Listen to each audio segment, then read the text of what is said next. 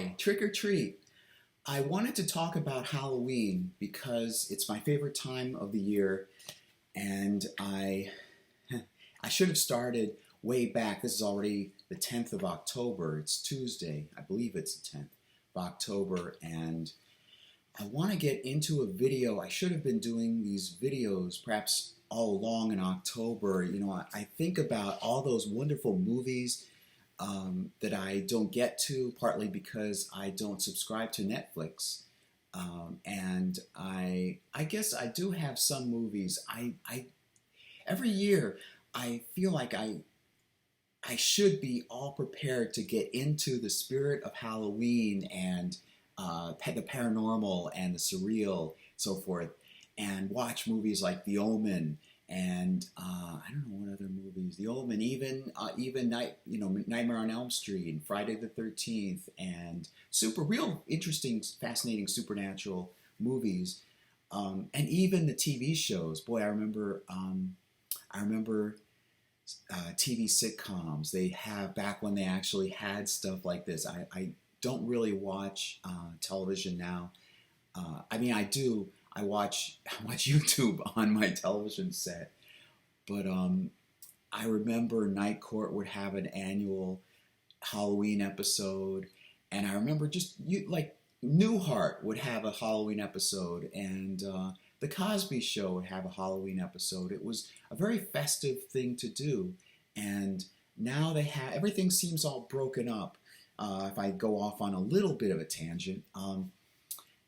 It seems all broken up where you have Netflix and you have streaming services and you have things on DVD and you can rent this to watch and this show you can stream and so forth. And it's all broken up. It used to be cable and the three networks, ABC, CBS, and NBC. And it's, I guess, kind of like the radio stations. There used to be some, radio stations in general used to have, I suppose maybe they still do. They used to have like a top 40, and they would just play popular music. And of course, I can see both sides of this, but there were some genres that wouldn't be played as often, or I don't know, popularity. Certain genres may have dominated over other ones, but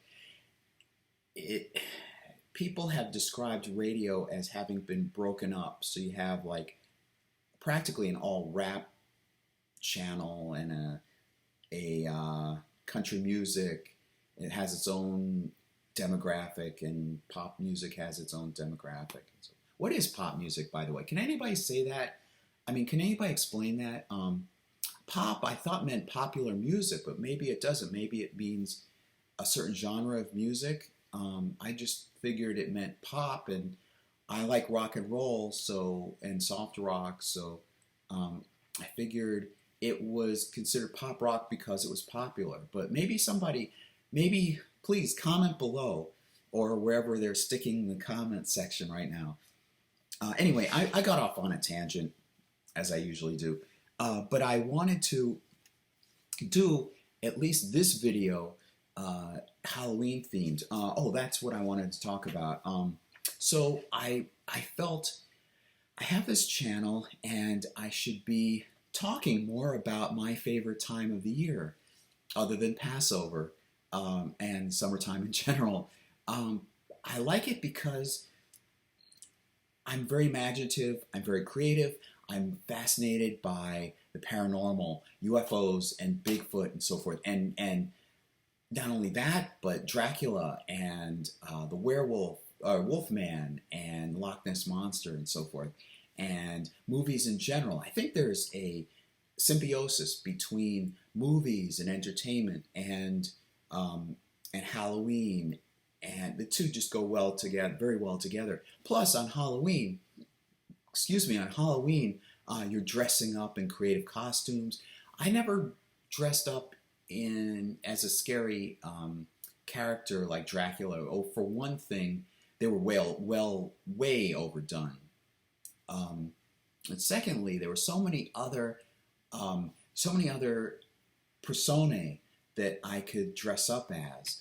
And the whole point of, as I understand it, the whole point of dressing up for Halloween goes back to when Halloween, well, was it Sam Hazen? Sam, I don't remember how you pronounce it. People, I think some people have pronounced it differently depending on who you're asking, who's speaking. But basically, it was a festival at the end of the year, between the end of one year and the beginning of a new year, and I believe it's Celtic. I should know. My ancestry is Celtic or Irish. The end of one year, the beginning of a new year, and there's an abyss between that, and that's the weakest point. That's the time when our world, the division between our world and the afterlife is at its weakest point. So things can drift through, if you know what I mean.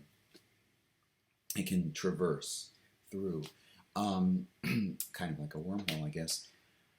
So people would dress up as other people so that sorcerers, for example, can't cast a spell on you if they didn't know your true identity. If they wanted to put a curse on you, for example, they, as the myth goes, they would need to have your name, and if they can't identify who you were, then they can't have control over you. And in some sense, that goes way, way, way back to other legends, other myths. I want to say biblical times. If you can be able to, like, there's one story in the Bible, in Genesis, between Jacob and this stranger that he meets in the darkness, and they struggle. Jacob has run off, he's escaped, and he's a nomad, effectively, and he meets a stranger in the darkness, and he struggles with him, and I believe he grabs onto his leg, and he says, "I won't let go of your leg until you let me know your name." And then the stranger says, "You will now be called. Your name. You will now be called Israel." I was about to say, "You will no longer be Jacob. Your name will change." That's not really true. It shifts between Jacob and Israel, and there are probably thematic reasons for that. In other words, when he's Israel, I have a suspicion he takes on the persona of the father of a nation, and when he's Jacob, it's a more personal term. I believe just like the deity depicted in the Bible has two names. There's Yud-He-Vav-He and Elohim, and as I've explained in earlier videos, I suspect Yud-He-Vav-He is more of a singular persona of the deity that resides in the heavens, or in heaven, and is concerned about the ethics and gives commandments concerning, gave commandments in the Bible concerning rituals and the behavior and so forth. And Elohim is the persona of the deity that is closer to our physical reality, and he gives the commandment, "Be fruitful and multiply," being more connected to physical reality and physical reproduction, so forth. For another example, in the flood story, if you notice carefully, Yud-He-Vav-He says, well, first, Noah, there's the flood, right? Coming flood, and Noah builds the ark, and Elohim says, "Take two of every animal, male and female." Again, reproduction. Take two of every animal and put it in the ark. And then Yud-He-Vav-He adds something. Take 7 of the kosher animals, the ritualistic pure. You know, when Jews eat certain foods and they will not eat other foods, as commanded in Leviticus. In Leviticus, Yud He Vav He designates certain animals as impure. I guess ritually impure. It's unclear what impure actually means, and there's no explanation really given for why these animals should not be eaten, or they should be dealt with in a certain way. Anyway, Yud He Vav He says, take 7 of these pure. I believe pure animal of every pure. Think of 7 of every pure animal and put them in the ark.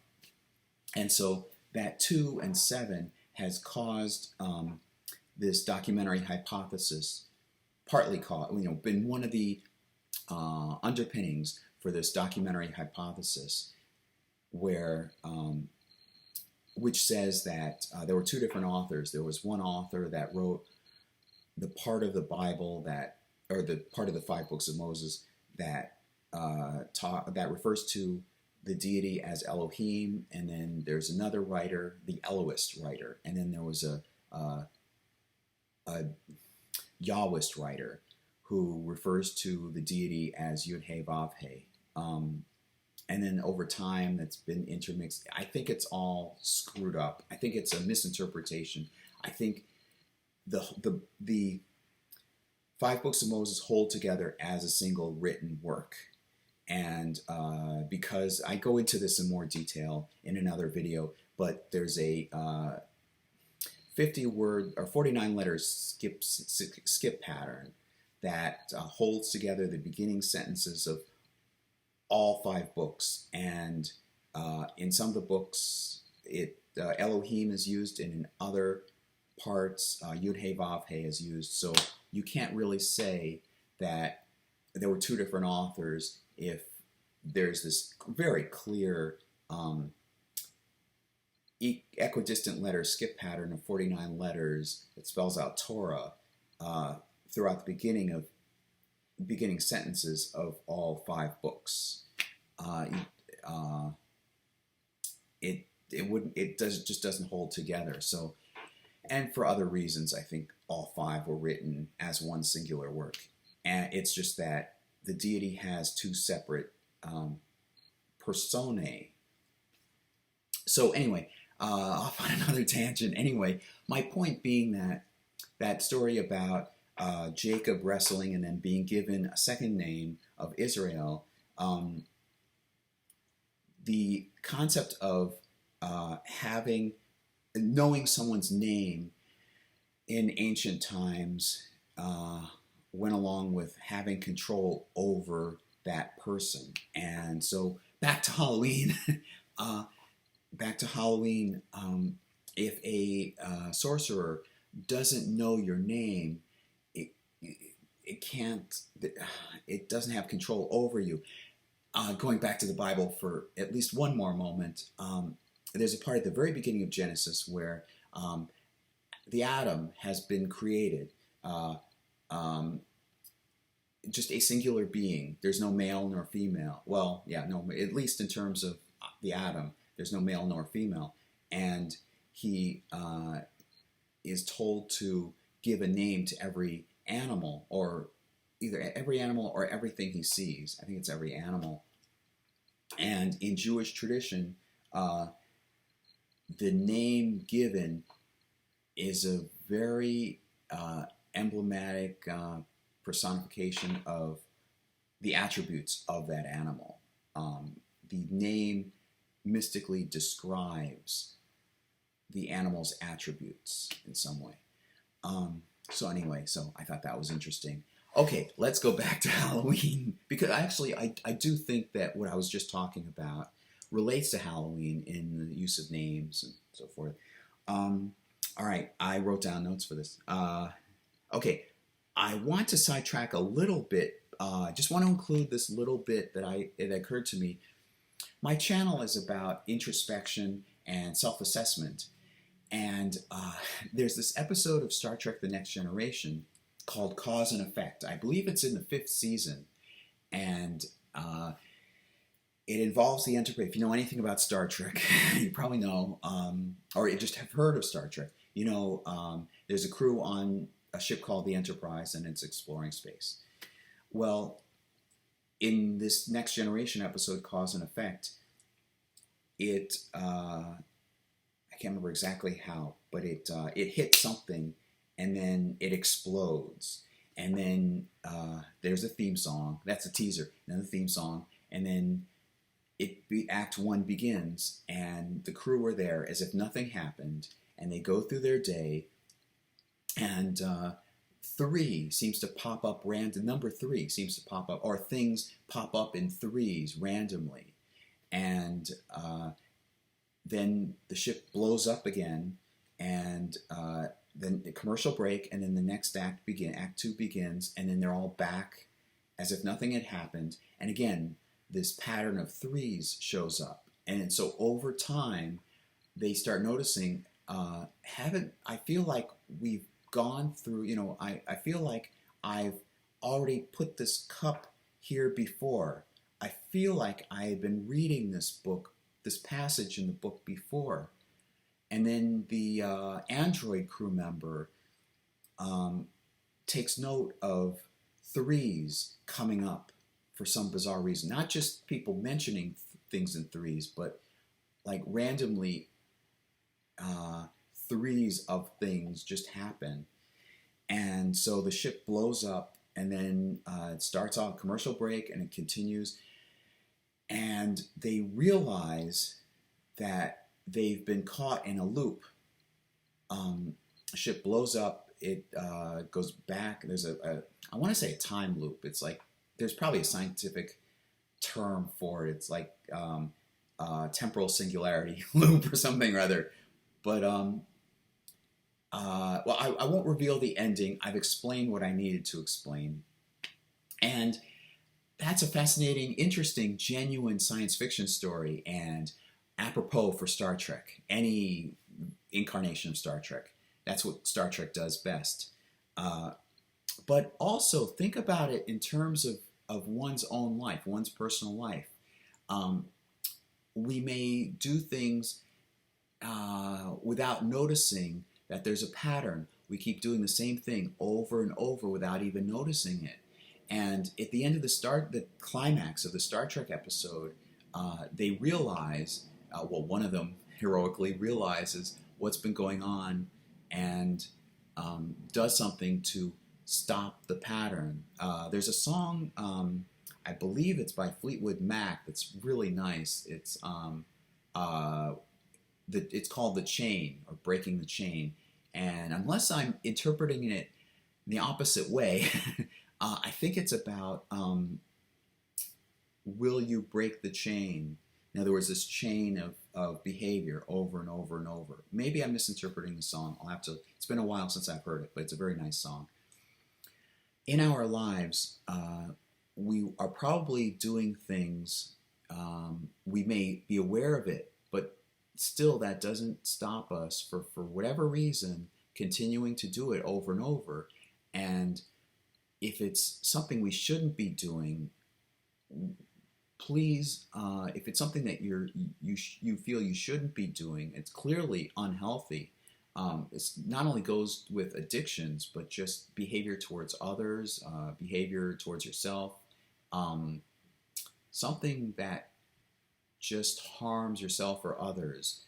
And I don't mean necessarily physically. I mean emotionally, mentally. Recognize that it's happening. It's like that. There's a, was it Michael Jordan? It's become a meme now. There's a meme now. I've seen the actual commercial. I remember when it was aired, of Michael Jordan talking about addictions, drug addiction of some kind. And he says something like, recognize it, seek help. So it just came to mind. But it's like the first step is recognizing that there's a pattern. And then the second step is like, get help. by that I mean, when it comes around again, don't do the same thing again. It's just like at the end of that Star Trek episode, they're able to get out of that repeating loop by first recognizing that it's happening and then taking a different course. There's something in Judaism that is a form of atonement. It's said in Judaism that I'm blanking. It's amazing. YouTube has this weird. This is one of my patterns, I guess. Apparently, YouTube has this weird effect on me where, in another state of mind, I would recognize what this word is, but with the camera on me, it just goes, and I excuse the expression, but I feel like a dumb blonde. I'm not blind. But anyway, no, there's a term in Judaism that literally means, not shiv, literally, teshuva. Teshuva. It literally means to, if I understand it correctly, to turn around. To turn around. It refers to a seating position. It literally means, I suppose, to turn around in your chair. Teshuva, and it says that it's hard to describe these things. Okay, it genuinely refers, or it's used when somebody's talking about making amends or apologizing, and specifically it means in Jewish terms that if you encounter this problematic thing again, that you take a different course. That's, in Jewish terms, that's the ultimate or one of the upper level expressions of apologizing, where you encounter something, you encounter the same thing again, only this time you do it better. And I think that's a very healthy, nice aspect of Judaism, and it's why I'm proud I'm Jewish. Okay, I'm trying to get back to Halloween. I thought I should inject that because a thought occurred to me today, and why not? I want to do a video on Halloween eventually, and I cause and effect. I figured this channel is about introspection and self-assessment and recognizing yourself both within yourself and objectively. Okay, let me get back to Halloween, if I can remember what I wanted to talk about. All right, so I wanted to talk about the paranormal. I was wondering whether I should talk about it historically. My interest historically, I figured I should do both. I've mentioned quite a few times before my interest. Hold on, I'll just stop this for a moment and splice the two videos together because I'm all on the Bible and whatever else. I shift my frame of mind. Okay, so I've watched a few minutes of a documentary on YouTube being really easy to look up stuff. Apparently it's not so easy to look up vintage UFO documentaries, the stuff I loved. There's something very classic about, feels really good to watch those because I guess those are more informative. I feel more informative, and also I just feel nostalgia for it. So I figured, well, while I was watching, I was wondering, how would I do this? Should I talk about my own personal evolution growing up with UFOs and these paranormal phenomena? Or are you really interested in that? Or are you interested in me talking about what I think now of various phenomena like ghosts and UFOs, and why my hair tends to keep sprouting out in weird angles when I do these videos, or my upper lip seems to be red when I don't want it to be on camera. So I figured I could do both. Why not do both? I'll do this next chapter about my own personal history, and then the chapter after that I'll talk about more wider perspectives, what I think now and impacts, and what I think these phenomena really are, so forth. All right, so I did a very high-tech thing. I'm using high-tech equipment, namely pen and paper and something to lean on, and I jotted down a timeline, a rough timeline. I don't remember, I'm going to be talking about UFOs because although I was interested in other phenomena like the Mary Celeste and so forth, I'll talk a little about that very soon, beginning. But I primarily have been fascinated by UFOs, so that's going to dominate my talk. I went through periods in my life, early life, when I was in Canada and like first grade. I don't remember anything UFO related or actually anything paranormal related. Maybe it's been blocked out. Maybe I was abducted by aliens and I don't remember. And then we went to Binghamton. I don't remember anything there. We went to Wetzel Road, and I remember going to the Liverpool Library, and I got quite a few books secondhand at bookstore sales and so forth. And I think that's when I started accumulating the small library of interesting books. What books did I... Oh, and I also... I don't know if I went to the Wetzel Road Elementary School library, but it wouldn't surprise me if I did, to borrow some books from there. Okay, what kinds of books did I get? Well, I definitely got some thin books. They were kind of adolescent. They were not kiddie books. They were just simply books about maybe this thick, and they would have a few pages devoted to a mystery. Like I mentioned, the Mary Celeste. It's about a ship that was discovered adrift at sea, and they go, a real mystery. They go and they're trying to figure out what happened to the Mary Celeste, what happened to the crew. It's almost like a Star Trek episode.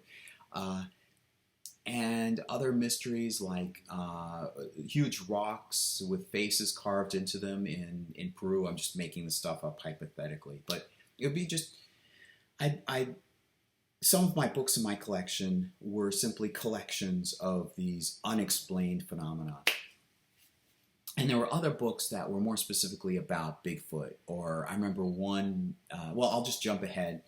I collected a few of these when I was probably in Wetzel Road, but then I went to Liverpool, and that's the period when I really began accumulating books. And I remember there was one book I had about UFO. Well, I would read books about Bigfoot, and there was one about, at the Liverpool Elementary School Library, about UFOs in the Bible. I still remember that.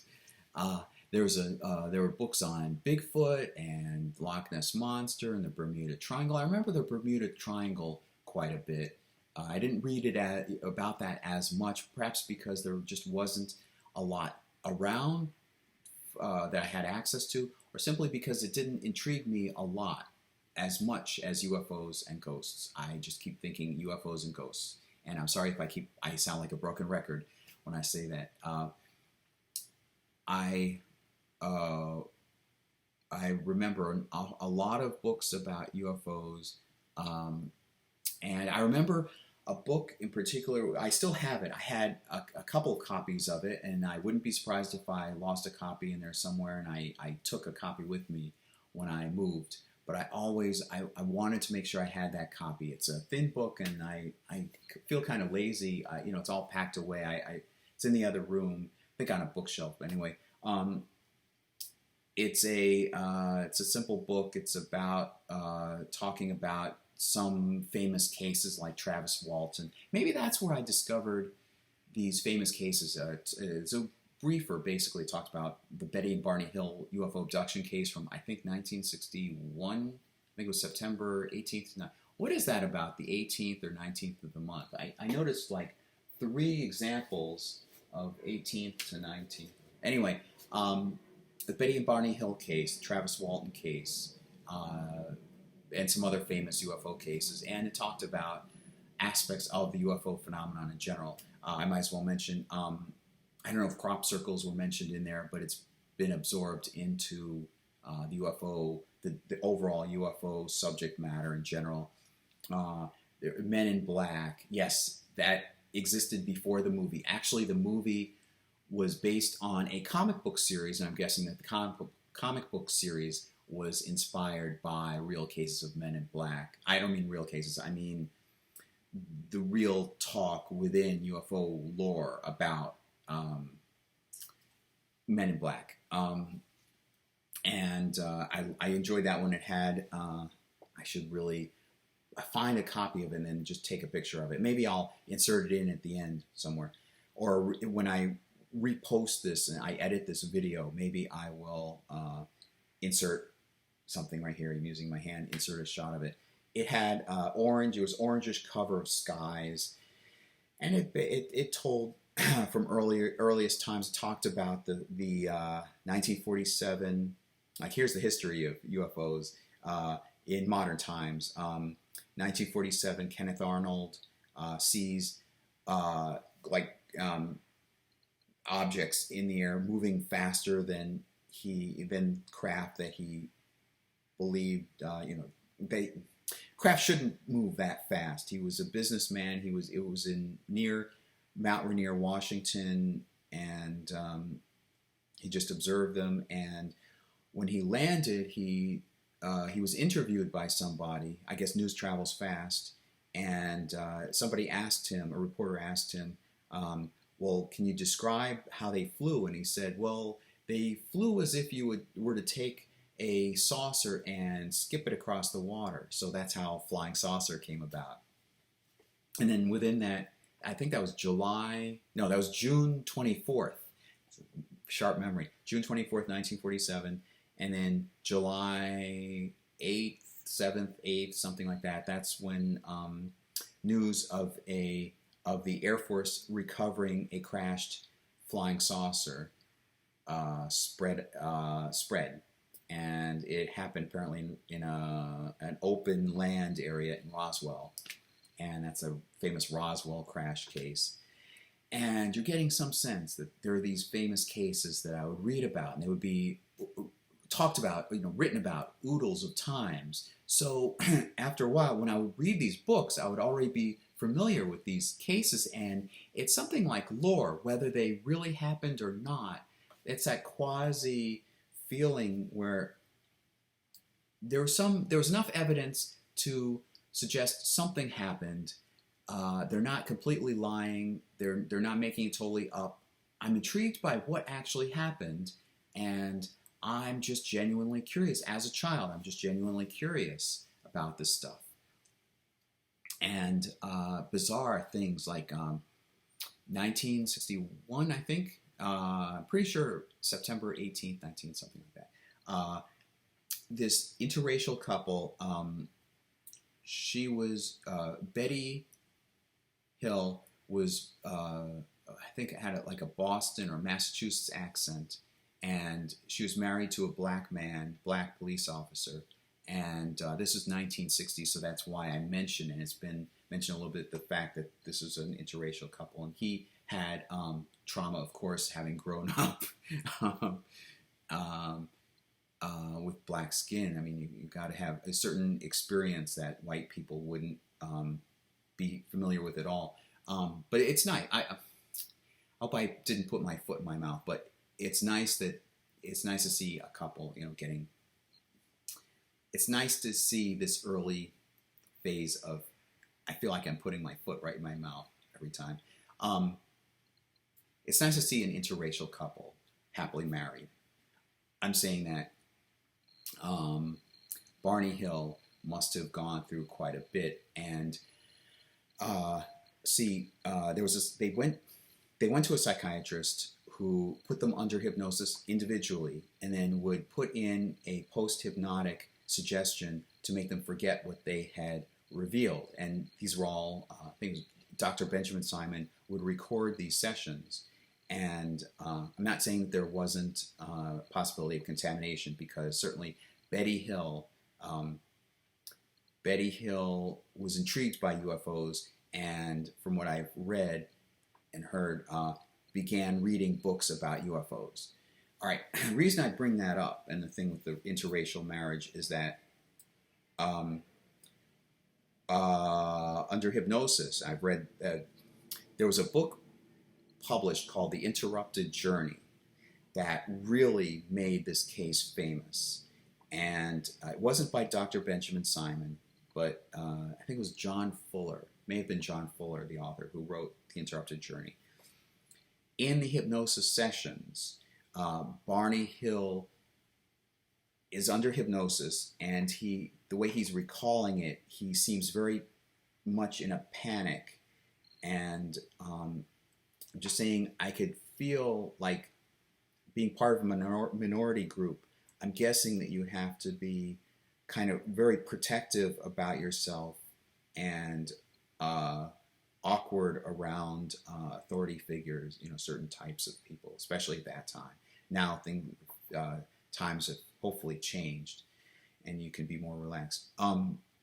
Anyway, it's interesting how it just comes to him and he panics under hypnosis. He describes being using his binoculars and seeing them, and he describes them, I think he describes them as looking Nazi-like as they peer out through the window of this object. And he tells Betty, get in the car, and then they go home, and then they find that there are about 2 hours that they can't account for. It's this weird phenomenon of this 2-hour period that shows up in a number of abduction cases. And so there's scuff marks on Barney's shoes, I think, and the car has weird paint or scrapings, something or other on it, and weird circumstances. So that's when they go to Dr. Benjamin Simon. Of course, this whole idea of alien abduction, I know it's commonplace. I mean, it's commonly placed in terms of people recognizing what it is, but there hadn't been anything like that, and so he puts them under hypnosis. And back then, I was more intrigued by the thought that they could have been abducted. Now I'm intrigued by what could have triggered these specific memories. There's something about the UFO phenomenon, whether you believe that these things are happening or they're not. That's two-dimensional thinking. That's very limited thinking, in my opinion. Something clearly happened, even if only psychological. What could have triggered these specific thoughts to be emitted by both Betty and Barney Hill? Memory is very fluid, and that's something. There are a lot of benefits to researching UFO cases. It's not necessarily whether you believe or you don't believe or whether aliens are out there or whatever. It's that they're different. It impinges on several different aspects. There's psychology. There's how the mind interprets things. There's how memory works. And these are things that we're still trying to figure out today. So with what I've since learned, that Betty had apparently become interested in UFOs. She began reading, and there is a good possibility that it got put into her mind, and when she's under hypnosis, she just regurgitates stuff. And I used to think, I don't know if I ever told anybody, or I certainly didn't tell many people, that I would be worried if I were abducted by aliens, because not only because of the fright that I would get, but because if I were put under hypnosis, I mean, would I start talking about them giving me a pregnancy test and having a probe in certain places, anal probe in certain places, and would I talk about whiskers, and would I start like regurgitating Travis Walton case or Betty and Barney Hill case or whatever? Would I start talking about flying saucers and so forth under hypnosis? Because I've read all this stuff. There's an interesting thing. There's an interesting documentary series by Arthur C. Clarke. He came up with Arthur C. Clarke's Strange and Mysterious World and Arthur C. Clarke's Strange Universe, something like. There are two documentary series, and both of them I think are really interesting. And he devotes, in one of the series, he devotes an entire episode to UFOs. And in one of the episodes, he talks about memory. Maybe that UFO episode, he talks about memory. Maybe it was past life. And he talks about a case he had read or he learned about where somebody was put under hypnosis to recall a past life. You know, you have the idea that you have died and been reincarnated as a new person, and then your soul continues and so forth. So this person asks him. He talks about, hypothetically, like he was in France, and he describes what he was doing at that point, that day or whatever.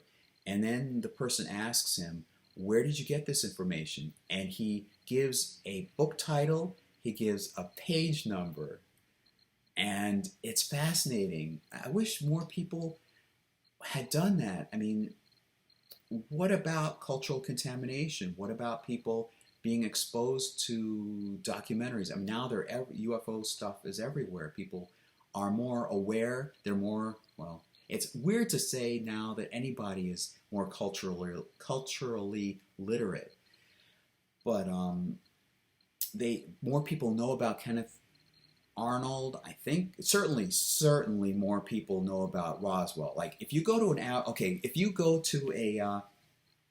average person off the street and ask them what do they know about UFOs, probably, well, there's some good chance that they would know about Roswell, they know about flying saucers, they might know something about the contactee movement, they would know very little. They would know perhaps about anal probes, they would know about like the moon, so forth, and maybe very little, maybe scraps of things they had heard. But that's cultural contamination. They at least know about it. So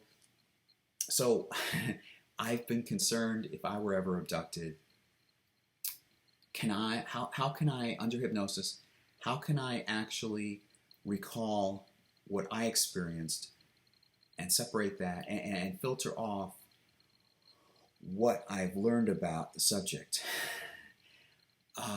Okay, so anyway, so back to this books, and these books, I would read about these cases over and over because they would talk, practically each book would talk about these common UFO cases.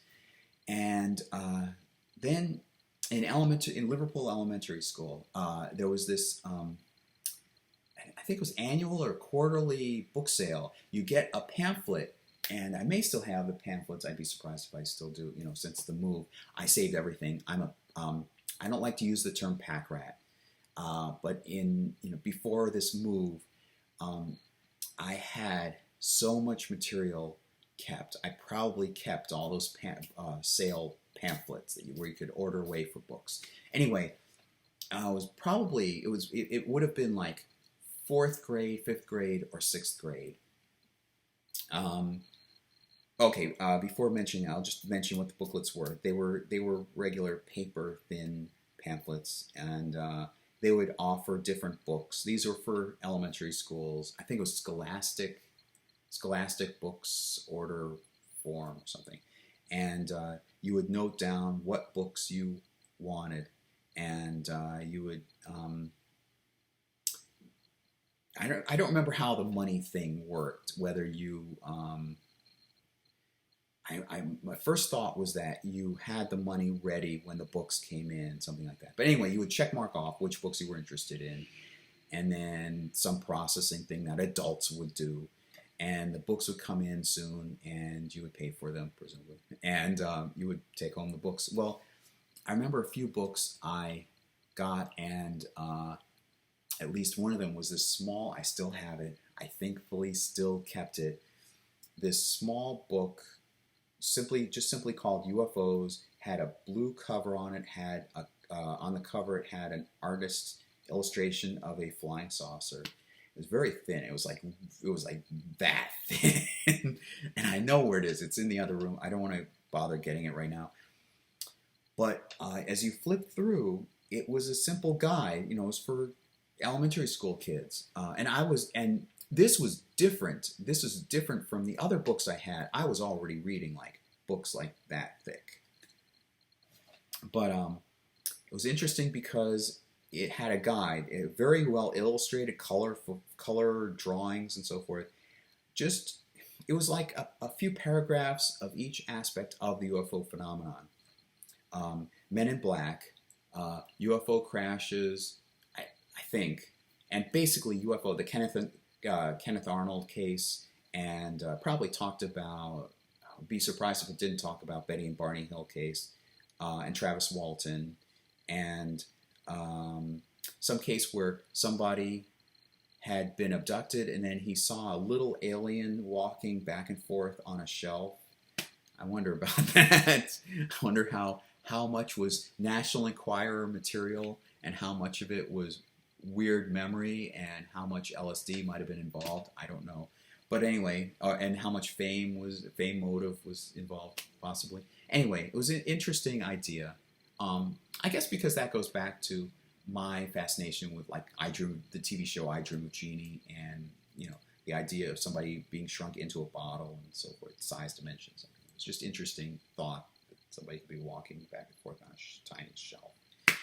Anyway, so it's a little guidebook. Plus, as I said before, I was reading regular-sized books, thick books, and these were books for adults. And I consider myself, as long as this is introspection channel, I want to talk to you about how I felt. I felt very proud of myself. I felt very different from the other kids because I would take these books to school and I'd read them when I was finished with my work, when I was in study hall sometimes. And these, I say again, I sound like a broken record, but these are adult level books. There was a book about UFOs behind the Iron Curtain. I think that was the title of it. There was another book, and these weren't just, I talked to you about books simply explaining or summarizing aspects of the UFOlogy, but because it's hard to say phenomenon. But these other books were by authors who were reporting and then analyzing and being critical. I don't mean critical as in they're debunking it. I mean they're explaining possible explanations, and they're explaining why the other more mundane explanations wouldn't necessarily fit this case, and they were actually discussing it through the books. And so there's UFOs Behind the Iron Curtain, and there was I probably read something about J Allen, at least one book by J Allen Hynek. Who is J Allen Hynek? He was I can't remember exactly what official position he had, but he was put in charge of a government project, if I remember correctly. And there was Project Sign, Grudge, and Blue Book. I'm maybe a little off in my years, but around 1948, 1947 really, Kenneth Arnold essentially said, hey, I saw these weird craft, and then there were reports of flying saucers. And let me give you a little bit of terminology here. There's what's called a UFO wave. Now, a wave is where you have a lot of sightings in a certain area in a certain period of time. Like there was a 1947 wave. In fact, there's a book called Report on the UFO Wave of 1947, and it was written in 1960, or was published in 1967. And I wanted to get a copy of that book, and I remember talking to somebody who collected this material, these books, and built a thing at OCC, which is a college. He built because he went there, he put together a collection of, and he made sure to filter out the weird crackpot, what he would call weird crackpot stuff. But I think he was the one that I asked, have you come across this book? And he said, look, you're going to be in so many words, everybody's looking for that book. Report on the UFO Wave of 1947, because that's marked as the initial year that ushers in the UFO, the modern times of UFOs. But there were a lot of UFO sightings that year. And as I said before, Kenneth Arnold, that was June 24th, and then like July 8th, around there, is the Air Force reporting about Roswell. And I would love to, well, I'll get into that when I talk about abductions. But there are certain years where you have UFO waves. You also have the term UFO flap, and that's essentially the same thing, where you have a bunch of sightings. There's a huge increase. There's a spike. You have just about everything goes in spikes. I keep looking at myself in the preview here. You have spikes of reports and things to identify spikes of reports. So that would be a UFO flap. And a wave, I guess, is more geographic, where it's a certain region that would have a wave. The two are almost simultaneous. So there's a 1947 wave, there's a 1973 wave, and I guess other waves after that. In 1989, there was a wave of UFO sightings in Belgium. And interestingly, for those of you who remember, it's a great show, Unsolved Mysteries, hosted by Robert Stack. He wasn't the first host. They had a few hosts, I think, or even Orson Welles. Raymond Burr. I think it was Raymond Burr. There were a few famous early hosts of Unsolved Mysteries specials, and then they turned it into a series. And essentially, Robert Stack was the host throughout the whole series of Unsolved Mysteries until some of the later season. I don't know, maybe they went to a different channel or something, and different producers or something. They switched, and by that point, I just, no pun intended, I turned off. Anyway, there was an episode about the Belgian UFO wave, and I wish they would bring that show back on the air in reruns. I found it on Amazon Prime. It's available on Amazon Prime, or at least has been. And that's a time when it was reported the Belgian government was acknowledging that they were encountering these weird sightings. Anyway, having these weird sightings. Anyway, so there have been these different waves. And so... All right, so blah, blah, blah. Going back to my my books that I liked in my collection, there were certainly some books published by contactees. What's a contactee? A contactee is someone who, all right, I don't know, I'll talk about it in terms of the time frame. There were these originally, I forgot to talk about J Allen Hynek. I'll mix that together. I'll mix all this together.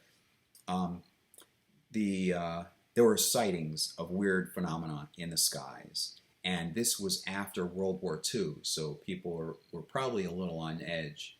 Anyway, or it might have been, I don't want to say on edge, but sometimes people have said that they blah blah blah blah blah. Keep in mind, this was just after World War II had ended. Okay. So the U.S. government had been tasked, or took it upon themselves, to try to explain these, try to explain what the heck is going on. What I see these weird things up in the sky. U.S. government, please look into this. So they developed Project Sign, and as I understand it, there was a staff. Probably a small, limited staff, but a staff to simply investigate and issue more critical reports. In other words, by more critical, I mean put more resources at their disposal than the average person had at his disposal into investigating these sightings. And what's going on? Is this something of national security concern and whatever? So that lasted for like a year or something under Project Sign. And then there's a reason why it was switched to Project Grudge. And it's like they had a grudge against, I can't remember exactly the specifics, so I don't want to mention it, but from what I remember, it's sort of like they had a grudge against people who were, I guess, being critical of Project Sign, something like that. It was called Project Grudge, and that lasted for a little while. And then that was a little bit, and then Grudge was a little bit, and then for the rest of it, until, I can't remember, 1970 something maybe, it was called Project Blue Book. And there's been a schism between, all right, so this gets into who J Allen Hynek is. J Allen Hynek was an official, I believe, in charge of Project Blue Book. And he would, it's kind of humorous, there's been a schism between UFO believers and then UFO researchers, and the two kind of get intermixed, where you can call yourself a UFO researcher and author discussing UFOs in a rational frame of mind, like you're not a crackpot, because at that time, that same time, in the 1950s and then into the 1960s, even somewhat into the 70s, you had people writing books about, this is the common scenario about the book. It's usually a man, it's not exclusively men, but a man would report that he had seen saucers, and that at some point they, one of them landed, and this Venusian or Martian or Moon Man came out looking human, and would take him aboard the spacecraft, and they'd go on journeys. He would be taken to look at Mars from up above, and he would go to Venus, and there's like this federation of peaceful planets, except Earth, of course, and usually it's a Venusian who would say, "We are peaceful people, we are space brothers." That was a common phrase, we are space brothers. By the way, if you ever come across it, there's a fascinating, fun documentary to watch called Farewell Good Brothers. And it has a lot of clips. It's, I'm guessing, about 2 hours, something like that. And it has a lot of clips of famous contactees, that's the term, contactee, who wrote these books. And at times, there are moments of humor at their expense. But I don't think it really goes overboard. Like quirky sound effects or something, but it doesn't really go beyond that. So they would write these books in which they would report their experiences with these, I'll just say Venusian, because I think typically it was a Venusian who would take them into the spacecraft, and then while they're on this journey around the solar system, the Venusian would say, "We are concerned about your wars. We're concerned that you Earthlings have been killing yourselves. We have what can cure cancer. We want to help you stop war. Please talk about your experiences with us, and you can be our spokesman on Earth." That's it in a nutshell. That was basically what these books would talk about. And it's interesting, as each author would come out with each new book, the next author would then say, no, I had sightings of these craft before you did. And it seems each time there was a new book written, it was saying, no, I saw these before you both were seeing them. It's kind of a little friendly competition. And speaking of competition, there was a convention called, I believe it was Giant Rock, and maybe that's the regional name of where it was held, out in the western United States, I think. And it was basically a convention of these different contactees all gathered, selling their material, selling their books, speaking out to anybody who was interested. And you can tell the sense of fame, the desire for attention that these people had. The first one of note, was George Adamski. And quite coincidentally, before he came out with his book about being taken aboard a flying saucer, he had been very interested in mysticism and Eastern mysticism, and he proclaimed himself something like professor. Don't go looking for any college degree from this guy, because I'm sure he didn't have one. But I think he also had a burger. He was selling burgers. He had a private burger stand somewhere, and he came out with a book called the Wisdom of the Ancients or something, Ancient Mystics or something. And then he gets taken aboard a flying saucer, and then he writes books about this wisdom from the Space Brothers. You kind of see a connection there, at least I do. So there's Truman Bethurum, and there's George Adamski, and there was a famous female contactee. Her name is Ruth Montgomery, and she... UFO researchers, and I'm dividing that between UFO researchers and these contactees. UFO researchers who would write books more seriously and rationally, discussing cases and facts and details of the case and so forth. Nicknamed her Spaceship Ruthie, and I think she also wrote books about past lives. She reminds me of Sylvia Brown, the psychic Sylvia Brown. But anyway, she wrote other books about her psychic abilities and so forth, I believe, or something akin to that. There's the Unaria Society that sprung up.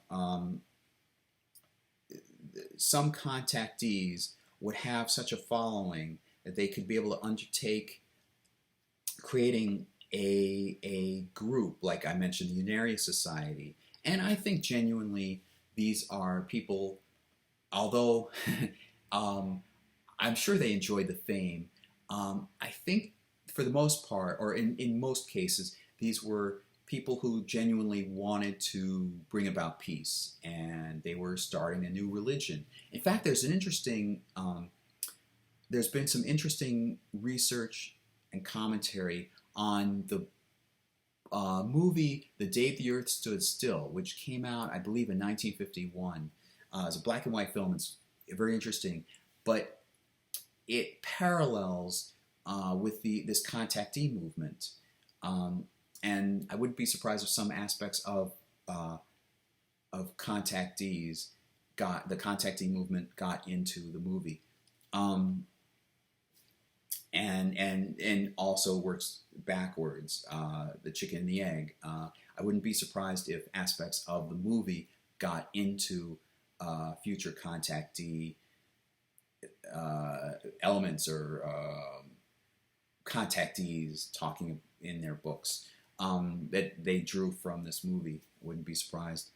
And it even got to 1970s where there was somebody in Switzerland who didn't have an arm. I can't remember the details, but he only had one arm, and he wrote tons and tons and tons of material about his experiences with somebody who, an alien, humanoid of course, but an alien from the Pleiades.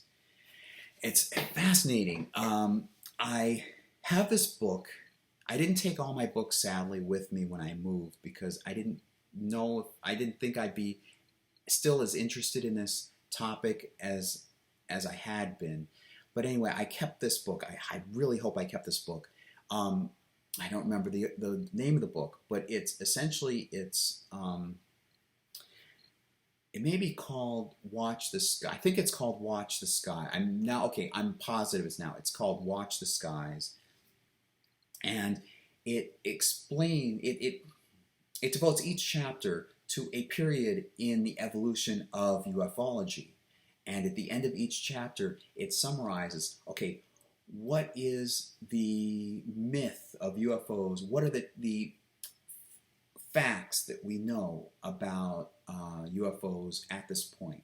And then the next chapter discusses new developments. And then at the end, it summarizes, what do we know now? What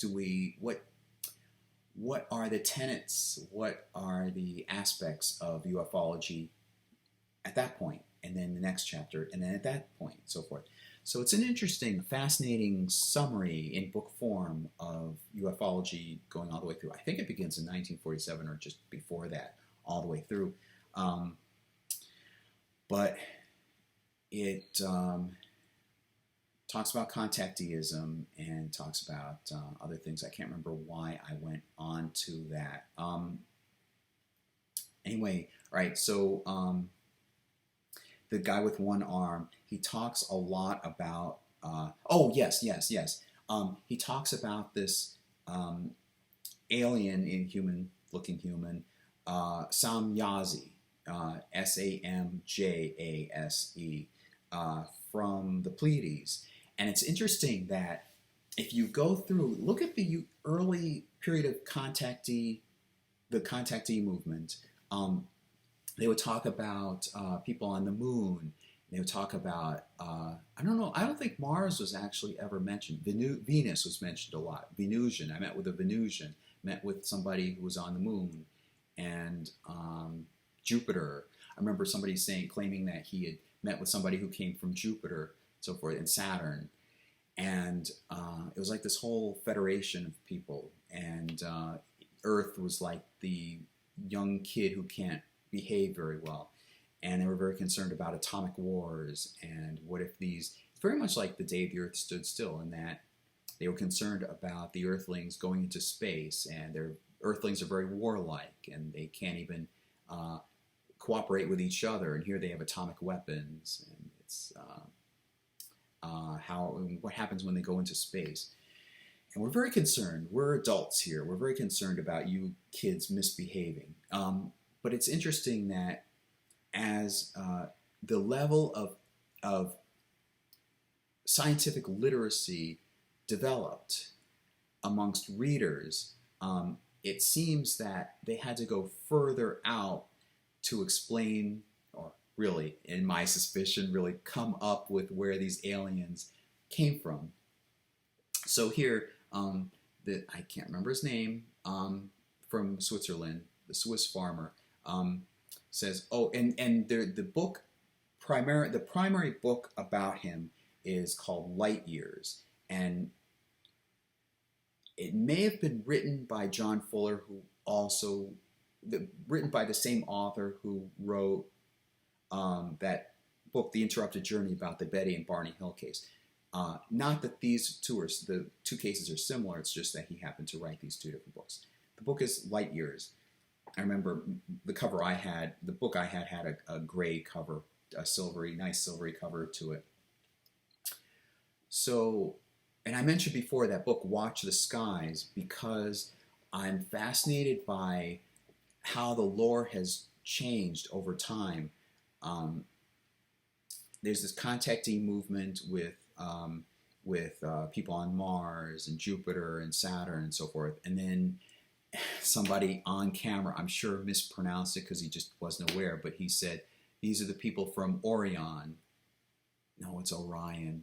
If you're referring to what I think you're thinking of, it's pronounced Orion. And then the Pleiades, and then remember that Betty and Barney Hill case. Now, she says that under hypnosis, she talks about the aliens taking her to a wall map, and it's a three-dimensional map.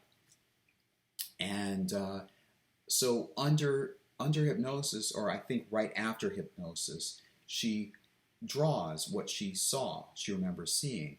And it's called the Betty Hill Star Map. And so that was published in, I can't remember what magazine, but it was published. And there was a school teacher, can't remember her name. By the way, one of the early documentaries, I wish I had remembered when I saw this documentary, but it's called UFOs Are Real, and I remember it as being one of the earliest documentaries about UFOs that I had seen, so it bears mentioning. You can please go watch that. It came out in like 1979 or 78 or something, so I've seen it on a YouTube channel, so it's free, it's out there. It's probably practically public domain at this point. All right, so this school teacher just reads the magazine or just sees this map that she had drawn, and she figures, okay, well, there are nearby stars, and so I wonder if I can be able to figure out where these aliens came from, because on the map, she says that these aliens point out these stars. There are stars, and then there are like lines drawn, and she said that the aliens told him, all right, the dotted lines are the ones that where we've made expeditions to, and the solid lines, I think, are regular travels. And then there may have been a third kind of designation, anyway, between these stars.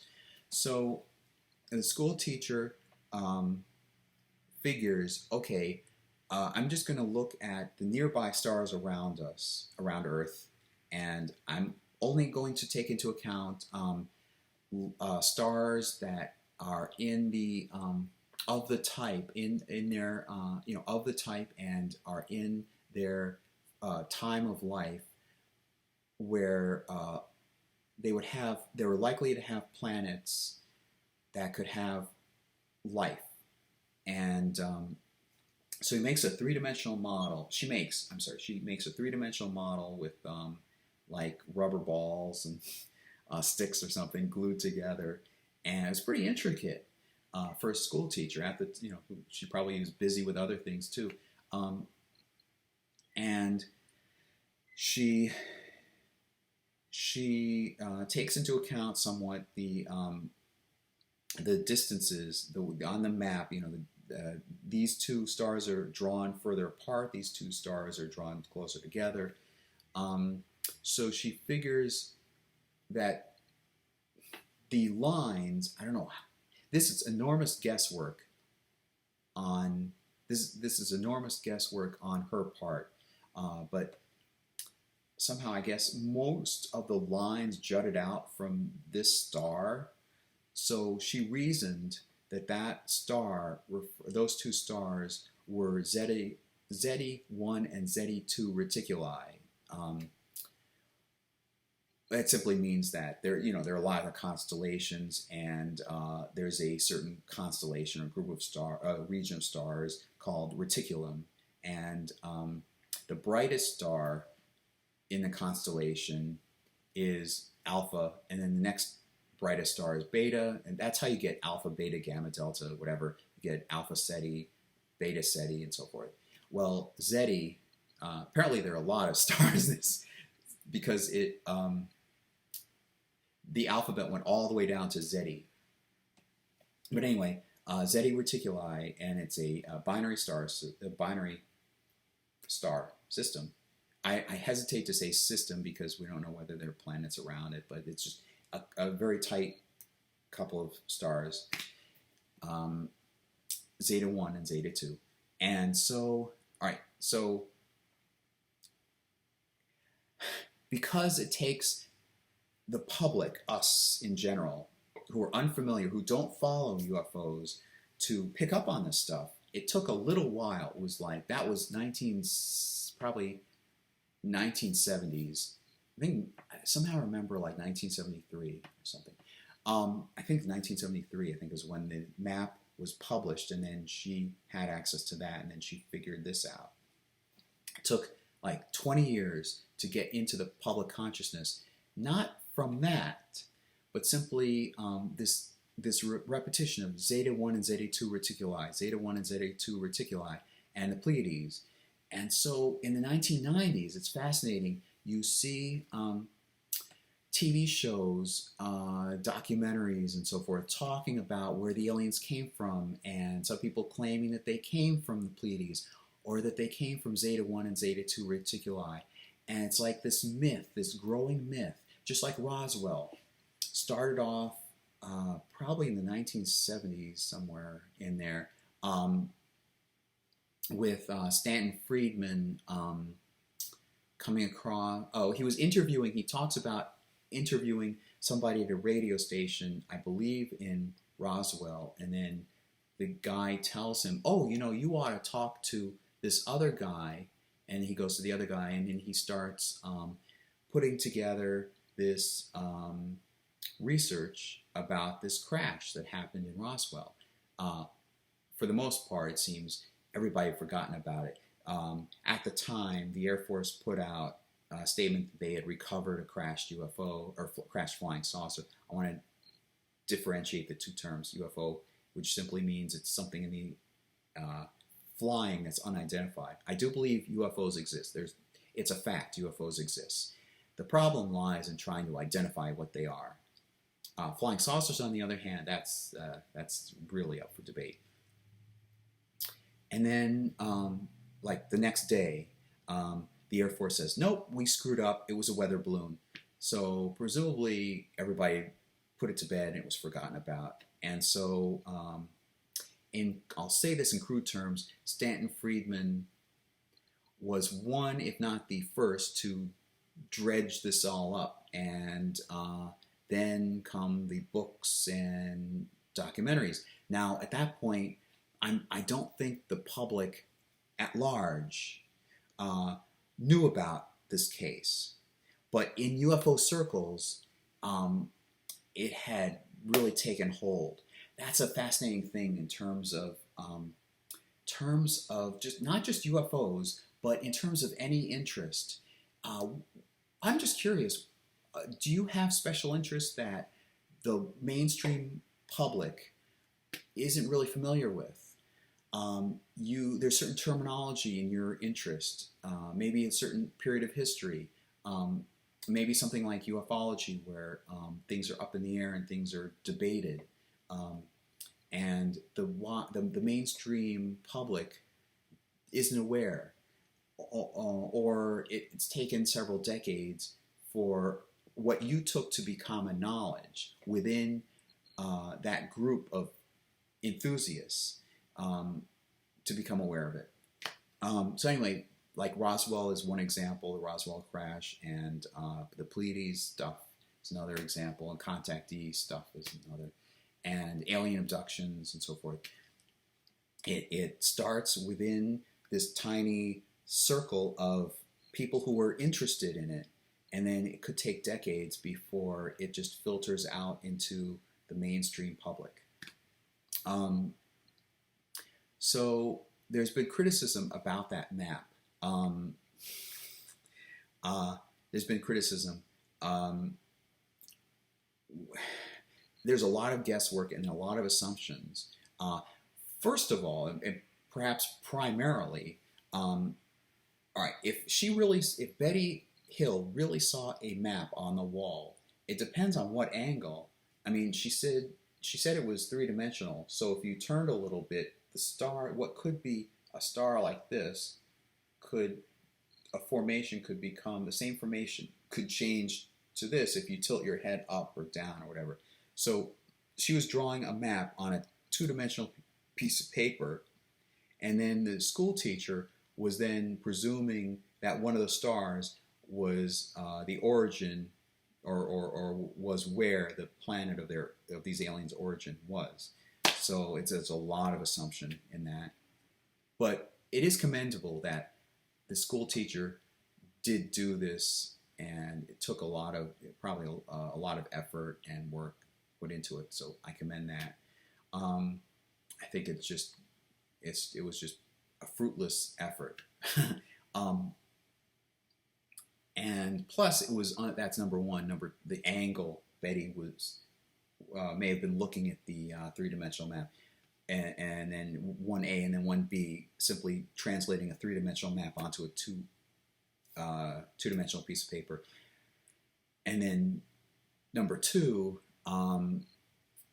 this is all from memory, and you try to recall the exact locations and positions of something that happened to you 5 years ago, like it, or 7 years ago, or 3 years ago, or something. It's tricky under hypnosis. So anyway, all right. So let me go back to J Allen Hynek. I mentioned Project Sign, Grudge, and Blue Book. Project Blue Book takes up the majority of this multi-decade long investigation of UFOs. I hope you are beginning to understand this fascination that I had as a child, just keeping up with this stuff and learning. It's a weird way of learning, like almost an alternative history. It's like this segmented history of key people and critical reviews and how you assess something, and actually just regular history in general, because then I got to learn geography, and I got to learn key moments in real world affairs and how they impacted, and how they were interlaced with history of famous cases in UFO lore. So J Allen Hynek, I believe, was in charge of Project Blue Book, and he would issue, it's humorous, he would issue these explanations. I mean, I say humorous with one tongue, and then on the other tongue, I don't know the details of these cases, so maybe it had merit. Maybe they really had merit. But I've been reading biased accounts, books that were biased by authors who are arguing that UFOs had merit. So that's the bias. So anyway, so I acknowledge that. It is humorous that there would be a report of like a craft landing and somebody witnessing it, and then shooting at the craft, and then bullets bouncing off or whatever, and then the Air Force comes out with an explanation. Oh, that was moon gas, or that was the sighting of Saturn or something. It's like it's like they had a Rolodex, and again, I'm speaking from a biased mindset, that there really is something to these UFO cases, and that the Air Force hadn't been looking as deeply into it, or been being flippant about their explanations. It's like they had a Rolodex, and they just had to explain a case somehow to the public, and they just, moon, because you would see the same explanations over and over. Okay, it was the planet Venus. Okay, it was it was moon gas. It was somebody was drunk. Somebody was something or other. And it was the same stuff over and over and over. There weren't that many varieties of explanations. So J Allen Hynek would issue these he was like the spokesperson. Essentially, he was the spokesperson. I think that was more the formal title. He was the spokesperson for Project Blue Book. And then so then there's this famous moment when, I'm blanking on his name. This man who had been in the military, I believe he was in the Air Force. He was a scientist. I think he had military background. A lot of people had military background then. He somehow got access to UFO documents within the government, and he was looking through, and there's a famous moment where he goes to J Allen Hynek, and he slams his fist on the desk, and he says, "This stuff has merit. Look at this stuff. If only the public. Why are you keeping this stuff secret?" And because UFO witnesses would be ridiculed, and this is really a shame. I mean, if whether you believe UFOs are real or there's merit or anything, it's really a shame when, especially at that time, and probably, I'm guessing, I can only hope now that the government is more lenient and more compassionate. But this is after World War II. This is like 1947, 1950s, 1960s. There was a generation where if you're told to shut up, you shut up. And there would be a statement issued to debunk anything you say. And so witnesses were just, I'm sure, were just labeled as crackpots or drunk or something. And then nobody would believe them.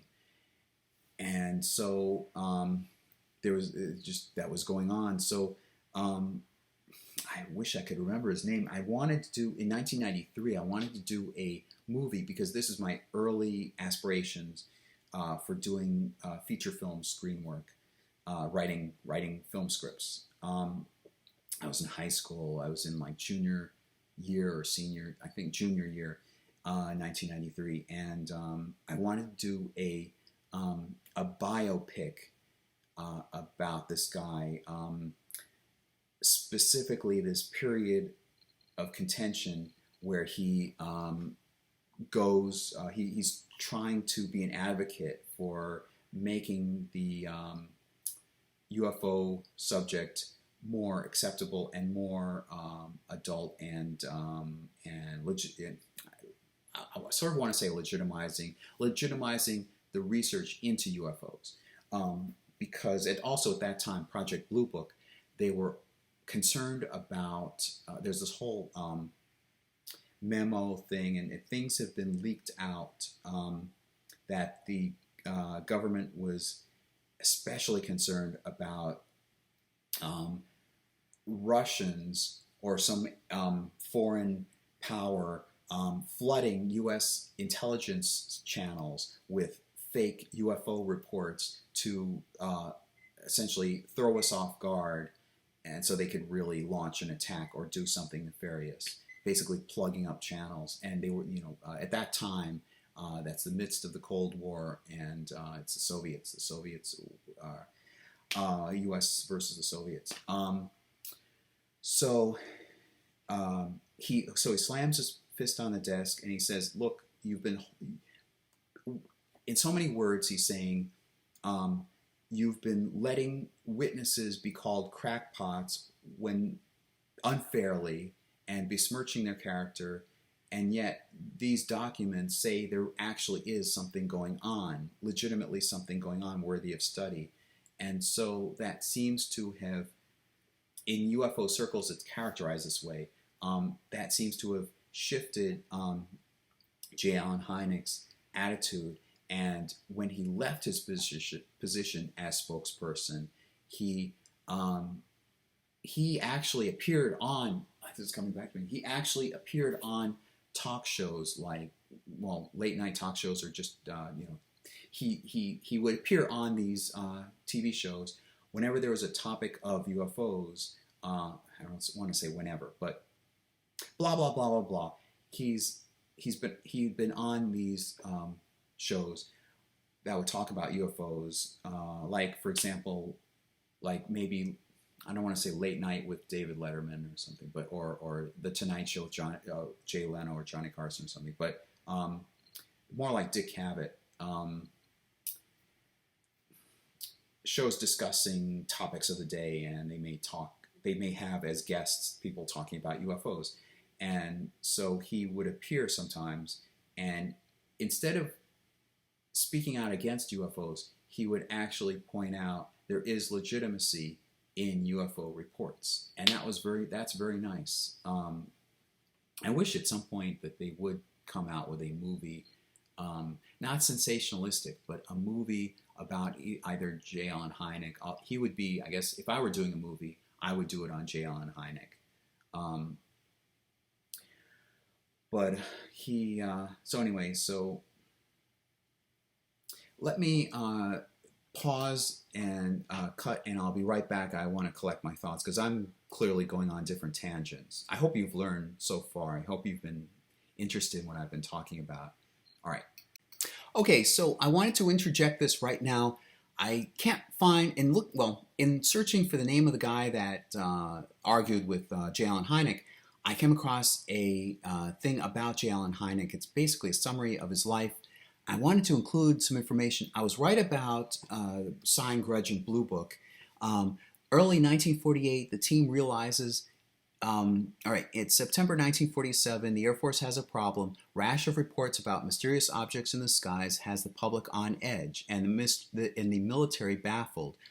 Air Force needs to figure out what's going on, and fast, and it launches Project Sign. And then early 1948 realizes it needs some outside expertise to sift through the reports it's receiving, and it specifically an astronomer who can help figure this out. And that's when J Allen Hynek steps in. He's 37-year-old director at Ohio State University's McMillan Observatory. So he comes in and describes the experience of being tasked with the case, and he didn't think, he thought, oh, it wouldn't take much time. In fact, he's quoted here,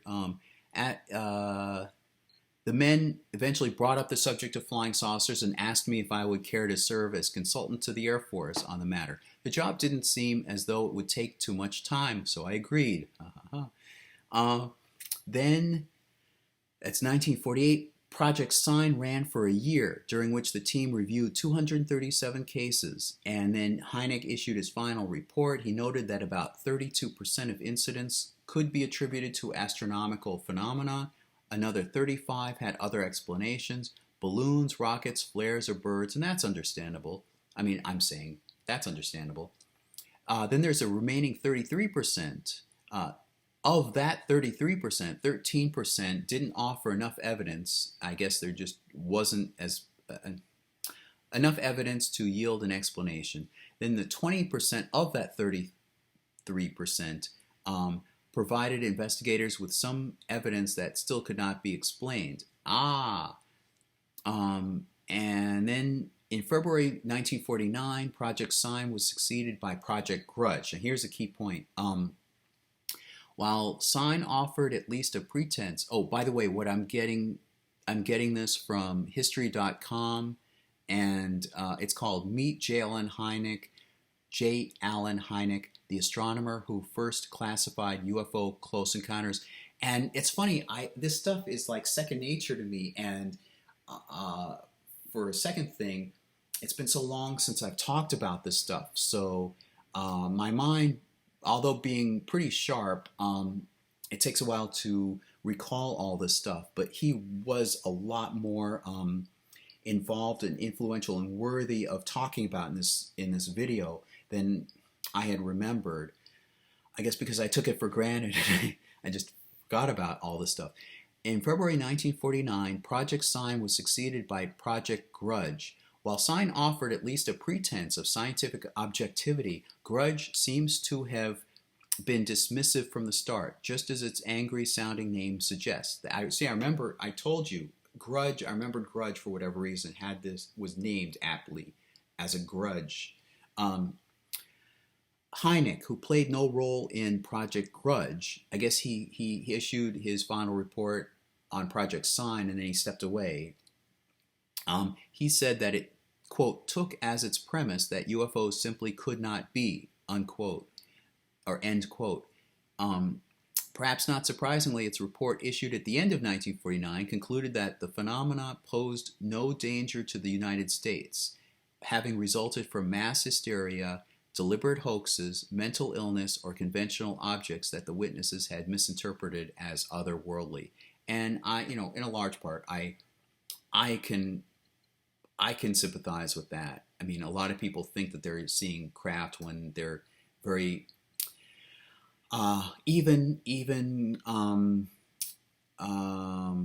should I say this? Even UFO researchers who are rational and and are more objective in their research would admit that people aren't skilled when they look up in the sky and they think they're seeing something, and mistakes can happen. I can understand that a lot. But there's this small percentage of just stuff that implores people, implores investigation, or at least remains unexplained. And that's what fascinates me. It's what's always fascinated me.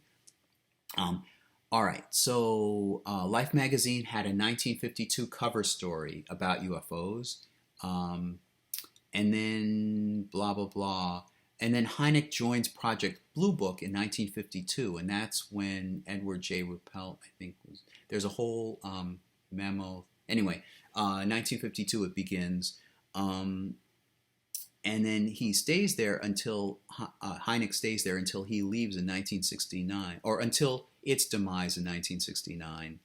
Project Blue Book. I remember 1970 something. And so anyway, let me go skip down. All right. There he discovered something he might never have learned from simply reading the files. He went out. He actually went out to talk with people who witnesses, and actually go to scenes of where these events allegedly happened or seems to have happened. There he discovered something he might never have learned from simply reading the files. How normal the people who reported seeing the UFOs seemed to be, or tended to be. Quote, the witnesses I interviewed could have been lying, could have been insane, or could have been hallucinating collectively, but I do not think so, end quote. And that's what he wrote in his book, 1977 book, The Hynek UFO Report. And that's a book that's mentioned quite a few times in UFO lore, at least. I don't know the state of UFO lore now, because everything seems to have been dumbed down for to a television streaming documentary audience. But back when people actually read books, the Hynek UFO Report was mentioned quite a bit. And then let me jump down to this involvement in.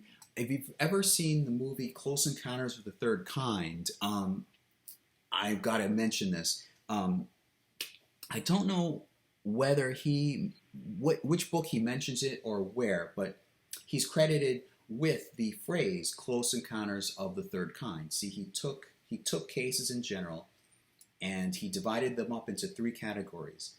There's the close encounter of the first kind, which is a sighting of something up in the air, in the sky.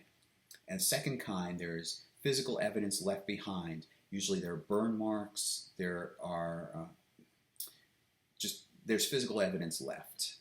And then the third kind would be a sighting of an alien entity, not necessarily from outer space, just, an alien being. And then beyond that, people have projected a fourth kind of close encounter, which is an abduction. And so, I would project, actually, some people have further projected a fifth kind, I suppose, would be some kind of interaction, communication between the aliens and us. And so years ago, I had further projected that a close encounter of the sixth kind would be open revelation on a mass scale. See, that's a nice parallelism. You get a set of three in which the third type of close encounter is some kind of sighting of an alien being, and then the next set of three is like interaction to some degree with alien intelligence, and then it fits that would climax with type 6, which would be contact on a mass scale, revelation on a mass scale. So he came up with that, and there's the Steven Spielberg movie Close Encounters of the Third Kind, and I believe that came out in 1978, something like 1978. And if I recall correctly, J Allen Hynek was a consultant on that movie, and I don't think I still have the novel adaptation of the movie, but there's an intro at the beginning, as I recall, where he explains UFOs and the history of UFOs in general. So, also, incidentally, in that movie, it's a great movie. I'm a fan of Steven Spielberg anyway, but it's a great movie. There's a character in there who's a Frenchman, and he's played by I think he's a famous French actor or director, Francis Truffaut. But I'm more fascinated by the person who inspired that part. I think they give him some other name, but it's been said he was inspired by, if I remember correctly, Jacques Vallee. Now, actually, this would be a fascinating time. Let me collect my thoughts, and I'll be right back. I was talking about J Allen Hynek, and then I started talking about this Frenchman, Jacques Vallee, and it occurred to me, I'm talking about these cases, and then I bring up these names. I might as well mention a who's who, of these researchers. So I've mentioned a lot about J Allen Hynek. Who is Jacques Vallee? I remember him having a very technical background. I don't remember, probably military background, I wouldn't be surprised. But I believe he was a technical analyzer of data in some capacity. And what especially fascinates me is that he's written some, I'll say, pro-UFO books. I don't want to sound like I'm pro and con or against this and for this or whatever, but I'll just say pro, meaning pro books, meaning these are authors who are writing to say that, hey, there's something here, it's legitimate, it's worthy of study. That's what I mean by pro-UFO.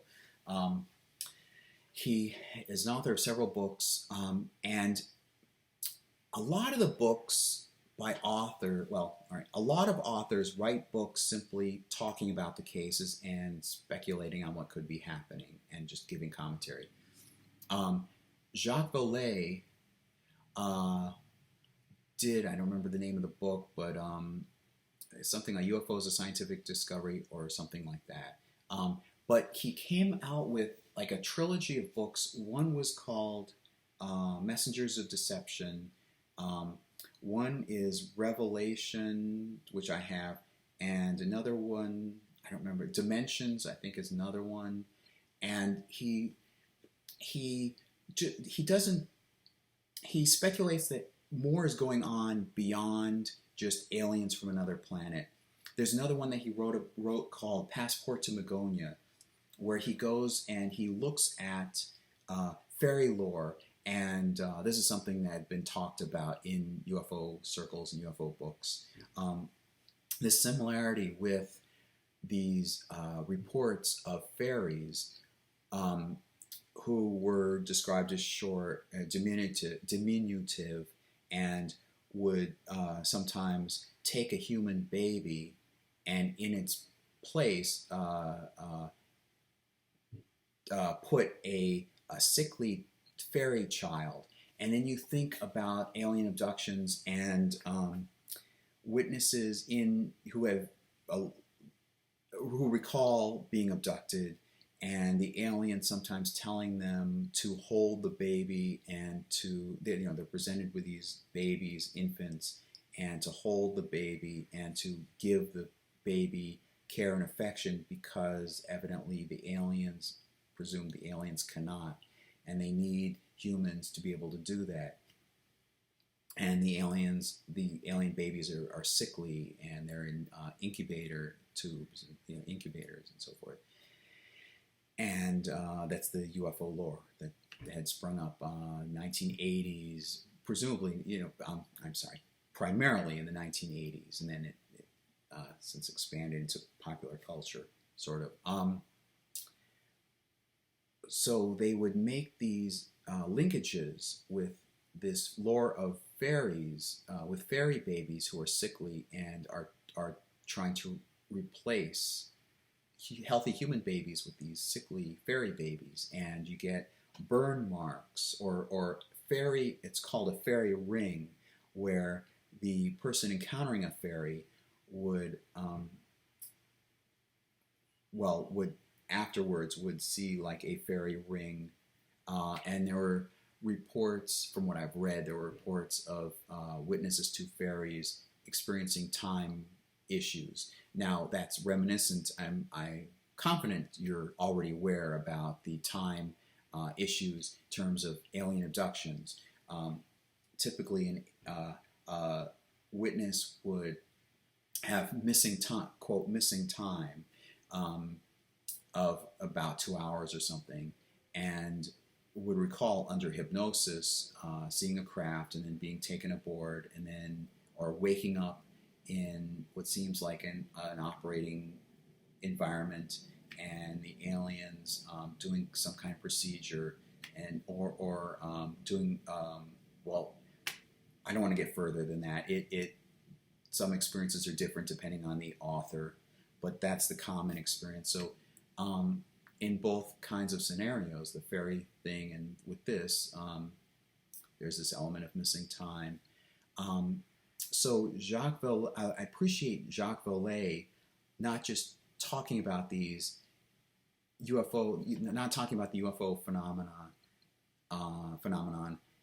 as simply creatures from outer space, but he goes into the lore, and he even talks, I believe he talks about the way the mind works, and there's got to be something underlying this that's beyond just a simple explanation of aliens from another planet.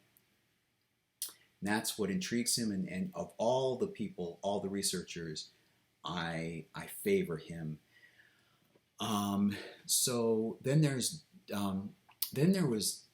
David Jacobs, Bud Hopkins, who actually wrote a book called Missing Time. He was an artist. He's dead now, but he was an artist in somewhere in New York. Can't remember exactly where, Long Island or somewhere. I can't remember exactly where. And he came, as I recall, he came across somebody. He came across people. And for some reason, he just started doing these hypnosis sessions in tandem with someone named Dr. Aphrodite Clamar. He didn't have hypnosis training himself, and he wrote a book called Missing Time, and then he wrote another book called Intruders. And it's interesting. Despite the fact that there is very much, in my opinion, a chance that there's confabulation and contamination in terms of memory, it's fascinating to read how he did this and what popped up. Then there's an author, David Jacobs, who had done a book, I believe like 1973, in the 1970s somewhere. He was doing, I believe it was a PhD thesis. I don't think it was a master's. Anyway, for university credit, title credit, he did I believe it was a PhD on UFOs, and it was very rare. I think he said something like this: only the second time ever that there's been such a thesis on the subject of UFOs, and it's an interesting book. It's just simply called, I think, Report. I think it's something like UFO Report. It's called UFOs in America. And he devotes each chapter to essentially a different segment of UFO history. And I remember chapter 5 was about contactees. And he publishes the book, or he publishes his thesis, and then it's turned into a book, and he gets some recognition. And then he joins in on some of Bud Hopkins' hypnosis sessions on witnesses, or abductee, people who were allegedly abducted. And then he later publishes his own book called Secret Life. And 1987, I think that came later. That was like 1989. Before that, 1987, Bud Hopkins comes out with a second book on missing time called Intruders, specifically about a certain case, because he had gotten letters from people saying, "Oh yeah, I've had missing time, and that time when I saw this eye peeking in through the window or something." I always thought that was something weird about that. I'm being flippant, but yeah, I mean, weird recollections. So he got tons and tons of letters, and he wrote a book based around one of these people who believes that she had been an alien abductee, or it seems that she was an alien. She had come to believe she was an alien abductee. It's called Intruders, and then they made a mini-series on television. I believe it was NBC, over 2 nights. It was an interesting documentary. And that same year, 1987, there was another book called Communion by Whitley Strieber. And I had the opportunity to email him, and back in the early days of email. And he emailed back, which is kind of nice. My simple question, I don't remember what else I may have mentioned, but I was just wondering, is it pronounced Stryber or Strieber? And he said Strieber, and yeah, I guess it would be Strieber because E-I instead of I-E. Anyway, he had evidently been to some of Bud Hopkins' hypnosis sessions. Bud Hopkins had gatherings sometimes of people who believed, who were under the impression that they were abducted by aliens, and they would chat. And that runs contrary to what Dr. Benjamin Simon had done, and I kind of favor Benjamin Simon, Dr. Simon. Don't want to forget about the doctorate title, Dr. Simon. I don't like the idea of people discussing their abduction experiences because, again, there's this very real potential, almost guaranteed possibility of contamination. Anyway, he would have people in, and one of these was Whitley Strieber. And Whitley Strieber was a novelist. He wrote horror fiction, and then he published in 1987. He publishes this book called Communion about his ongoing abduction experiences and trying to figure out what's going on, who the aliens are, and so forth. The fact that he wrote The Wolfen and other horror novels, and the fact that he sat in on Bud Hopkins sessions with other abductees discussing their experiences, makes things questionable in my opinion. But anyway, he published that, and then he had kind of sort of a following. He got letters. I'm sure he got letters from other people recognizing they may have been abductees themselves. And he becomes famous, or he's already famous, but this is a new turn in his career. And then he follows it up with other books. And there's a movie in 1989. He follows up Communion in 1987 with a book in 1988, I believe, called Transformation. And it's coming back to me now. See, believe it or not, I can still go right back to these notes that I wrote. Remember, way back at the beginning of this video, I was talking about how I'm going to discuss my interest, my evolving interest from childhood in this UFO subject. So 1988, he comes out with a second book, Transformations, and then 1989, there's a movie starring Christopher Walken playing him. It's based on Communion, title of which is also Communion. And it's a very interesting movie. It's the only movie, by the way, maybe I was watching it late at night, that light's dark, but it's the only time when I was legitimately scared by something in a movie, like that. Well, just a movie in general. There's this moment when he's sitting in a chair, and he's just looking at a door, and then just in the cabin, in the woods, and then the door opens slightly, and you see this head peeking out with this eye, and then slowly goes back, and the door shuts. And of course, this suddenly it shows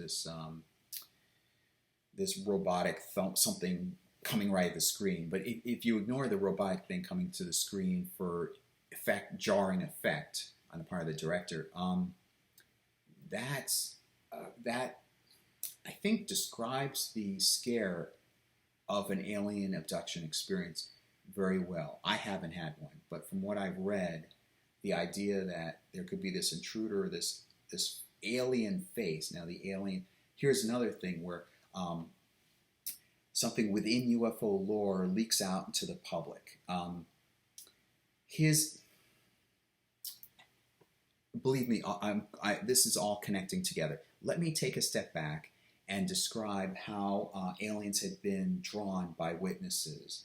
At the beginning, there were lots of different looking aliens. Now, I mentioned the contactees described human-looking people from Venus and from Jupiter, kind of suspicious, almost illegitimate, kind of like they made it up. But aside from that, there would be just weird creatures, sometimes humanoid, short humanoid creatures described.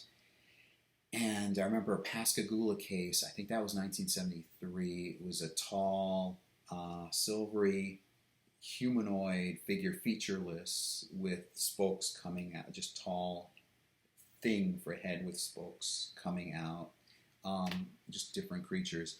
And then somewhere along the line, and this is the crux kind of what still fascinates me about UFOs, how it's evolved and how sociologically speaking, how we've adopted this myth and how the myth has changed over time, in addition to other things that fascinate me in terms of simply just the causes of these different reports and sightings.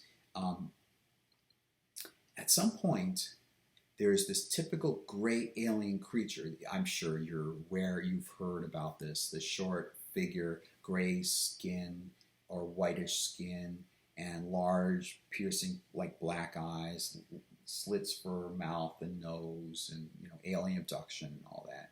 Well, where did that come from? I remember the Travis Walton case from 1975, and that was November 5th. I was born November 14th, 1975, so I remember that very clearly. I mean, I don't remember at the time because I was just born, but I mean, it links with me because it seems personal, because it was only it's a matter of days before I was born. He describes being in a room with short, bald creatures, humanoid creatures, large, I think they had large eyes, and they wore essentially a unisex jumpsuit, orange jumpsuit. And by the way, if you've ever seen the movie Fire in the Sky that came out like in 1993, as interested as I was in watching it, I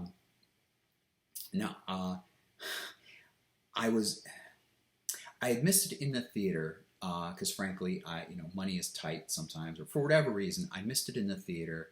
I don't think it lasted that long, quite frankly. And then, some months later, they make it for pay-per-view, available for pay-per-view. You can rent it. I'm sure you know.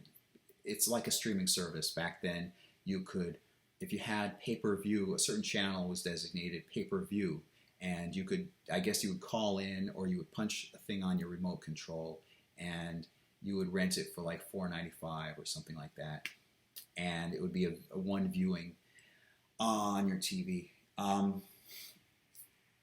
I was at a Boy Scout camp that weekend. It was Friday, Saturday, probably Friday, Saturday, Sunday, and then I was eager to get home on Sunday to be able to watch this because in the documentary UFOs Are Real, he was interviewed.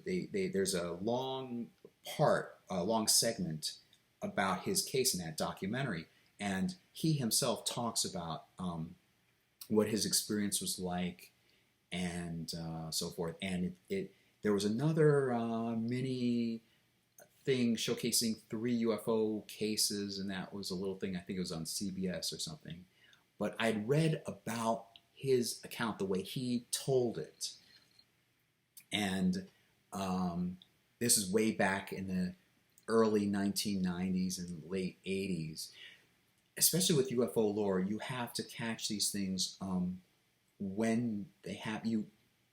There's a pride that I had about being aware of these things right from the source before it became mainstream. Because once it becomes mainstream, then facts get screwed up and myths develop even further, and people have their own take, and then you don't hear, just like the Roswell crash, you don't hear it from the person reporting it, you hear it from some other party that talks about what he knows about what happened, blah, blah, blah, blah. Well, in these early days, especially with the UFOs Are Real, which talks about the Roswell case, and the Travis Walton case, you actually got to see him talk about what he remembers.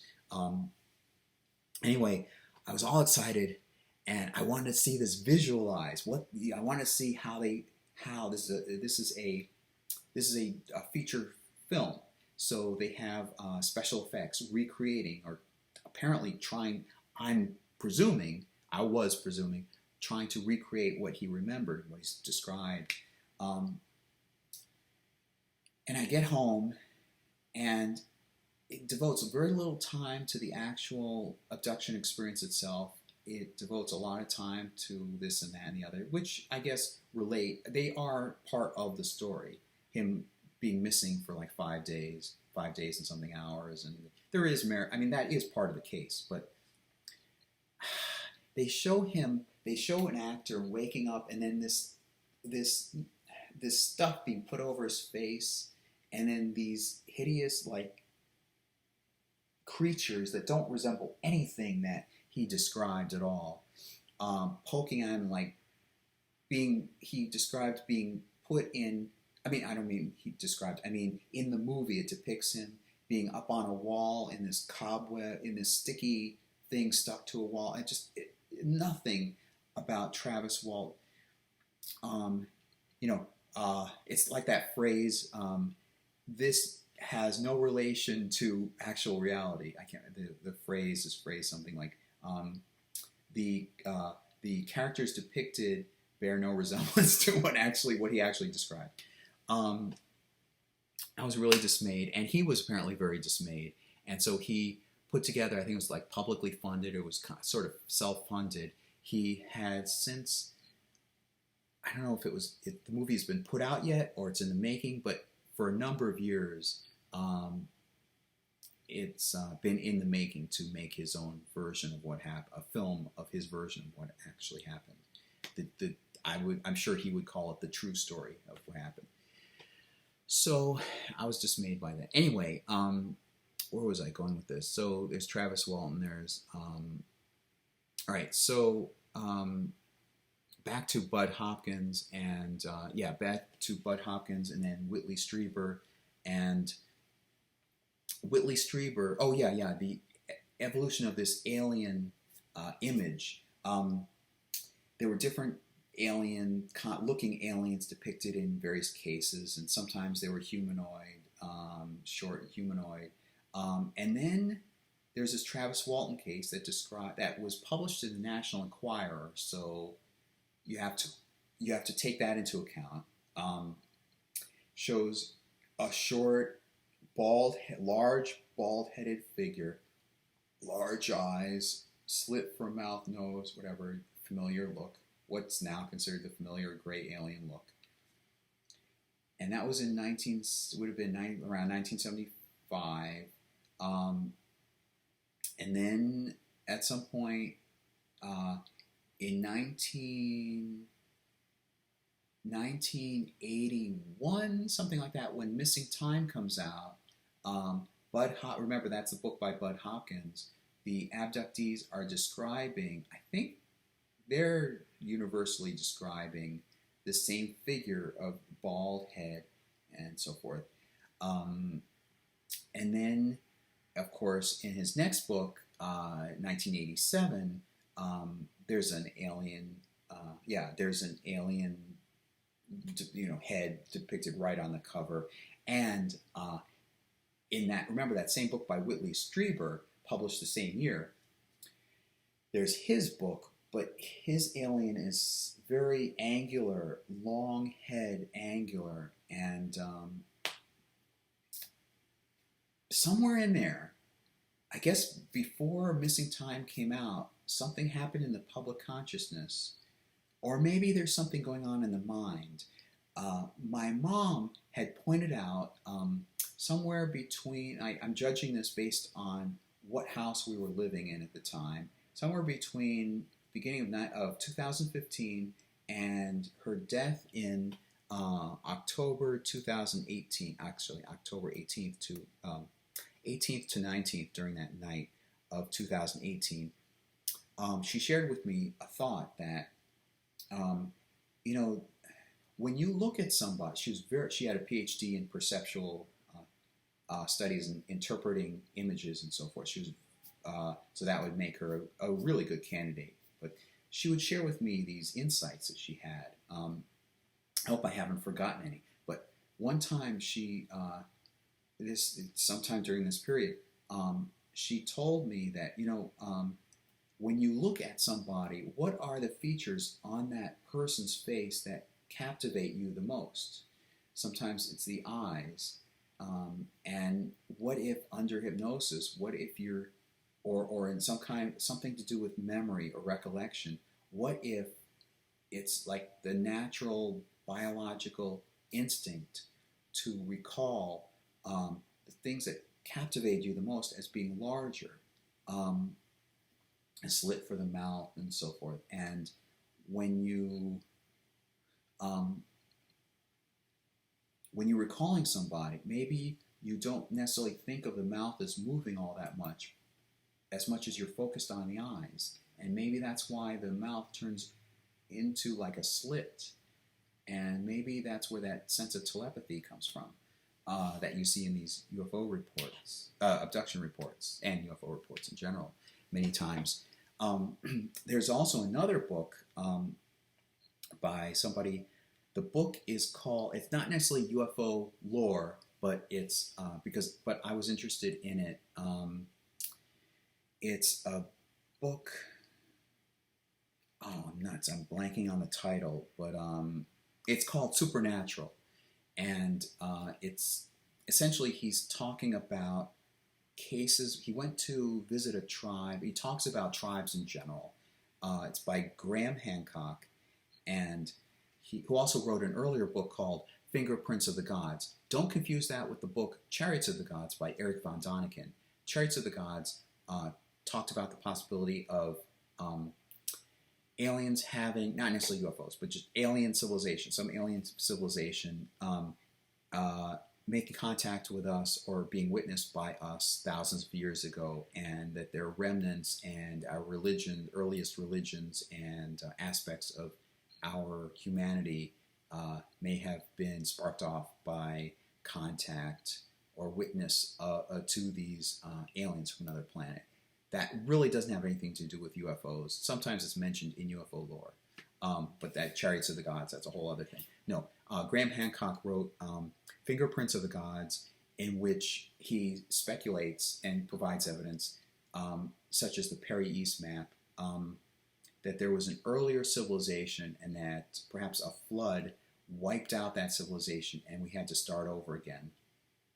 And he probably gets into, it's been a long while since I've read it, he probably gets into the pyramids and so forth. What inspired that? They're perhaps remnants of this lost civilization, or they probably are remnants of a lost civilization, or lost knowledge. And there's been talk about calendars. Why do we have the zodiac the way it is? And the zodiac goes back to, from my research, goes back to the Babylonian Empire, and you have the Greeks much, much later on, I think probably taking, adapting to their culture what they knew in Babylonia. It's fascinating. It's like piecing together ancient history, who got it from whom, and so forth. So this zodiac really goes back far, far into our distant past. And the suggestion is that maybe that was a mnemonic device that was constructed to help us remember when things happened, or perhaps the end of a cycle. there's a calamity, and then we have to start fresh. In the zodiac, in terms of a large scale, sure, the year is divided up into 12 months, and then it shifts, and then you have each constellation dominating for, you know that. I'm not talking about that. I mean, I'm talking about the 12 constellation zones, but that over a longer period of time, I think one dominates or is more prominent. You have the age of Aquarius, that you've heard probably the phrase "the age of Aquarius." There's a song by that in the play Hair, but the constellation, starting from a certain point in the ring, it begins with Sagittarius, and then I think Gemini, and then at some point Taurus, and then Aries, and then Pisces, and then Aquarius is next. And see, there's this notion that I think that, if I remember correctly, it's prominent, a certain constellation is prominent for like a whole, like approximately 2,000 years. I remember 2,160 years. When a certain star, it's prominent, I don't remember the details, but that there was an author that came up with the notion, or the premise, that in the Bible, there's a lot of, the Jewish Bible anyway, the 5 books of Moses, what people call the Old Testament, that the image of the lamb pops up a lot, and the ram and so forth. Perhaps that's perhaps that's tied in with the Aries constellation being prominent, and then before that, the bull constellation Taurus being prominent, and then we would be moving from Aries, or we moved from Aries into the fish, Pisces, and that this is not my view, but it's interesting to mention. Jesus is linked with fish. Now, I came across a different possible explanation. I highly favor that over this, but the proposal is that during this time, about 2,000 years BCE, 2,000 years before the Christian era began, you had Aries, and then that's why you had, in the Jewish Bible, you had the lamb and ram horn and so forth shown. And then 2,000, like around the year 0 or year 1 onward, you have like the Christian era, where you have Pisces being prominent. You have the fish being symbol. And then after that, I guess 2160, we should be shifting into the age of Aquarius, and then you get something related to age of Aquarius. Anyway, maybe that was a mnemonic device somebody proposed. Graham Hancock. Anyway, fingerprints of the gods. Anyway, going back to his, I want to say next book, or at least one of the later books he wrote, called Supernatural. He talks about DMT, and I'm not going to even try to remember what that dimethyl. So it's some long name, but essentially it's a naturally produced hallucinogen, and he talks about people taking it sometimes ritually in these tribal cultures, and you get an experience of, I haven't done it personally, I don't think I want to experience it personally, but according to that, you get this presence of somebody else, some other entity around you. You may see figures that look odd, like very, I want to say pictographic, but like almost like line drawings. It's hallucinogen. Just see figures, and the sense that they want to communicate this incredibly crucial knowledge to you. And so that's in that book, Supernatural, and I hope I should still have it. Has a blue cover, has lots of good art, interesting artwork on it.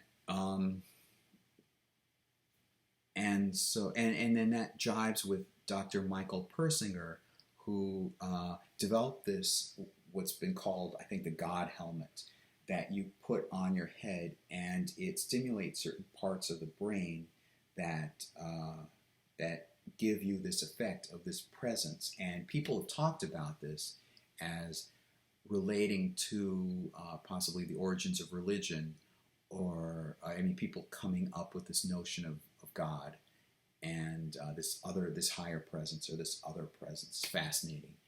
And that's another thing about UFOs, UFOlogy. It dips in and it connects with it correlates with these other fascinating aspects of humanity and sociology and psychology and neurology and so forth. It dips its foot into a lot of different pools. Dips its feet into a lot of different pools. Right, so I've talked about Jacques Vallee. I've talked about, this image of an alien being somewhere before Missing Time. I'm guessing this image of an alien, this typical short gray alien, came into the public consciousness. And Carl Gustav Jung, I think he was, doctor, I'm pretty sure he was a doctor, Dr. Carl Gustav Jung, way back in 1950 something, maybe 1954, 1955, came up with a book. It's a relatively thin book, and I had it. I had a lot of good books behind, but anyway, it's called something like, it has flying saucer in the title or UFO in the title, and he was a psychologist. I don't know exactly the difference. From this point of view, the difference between psychiatrist and psychologist. I'll just call him psychologist or sociologist. He had some interesting notions. Now, keep in mind, this was like within a decade or something of the famous flying saucer era beginning in the 20th century.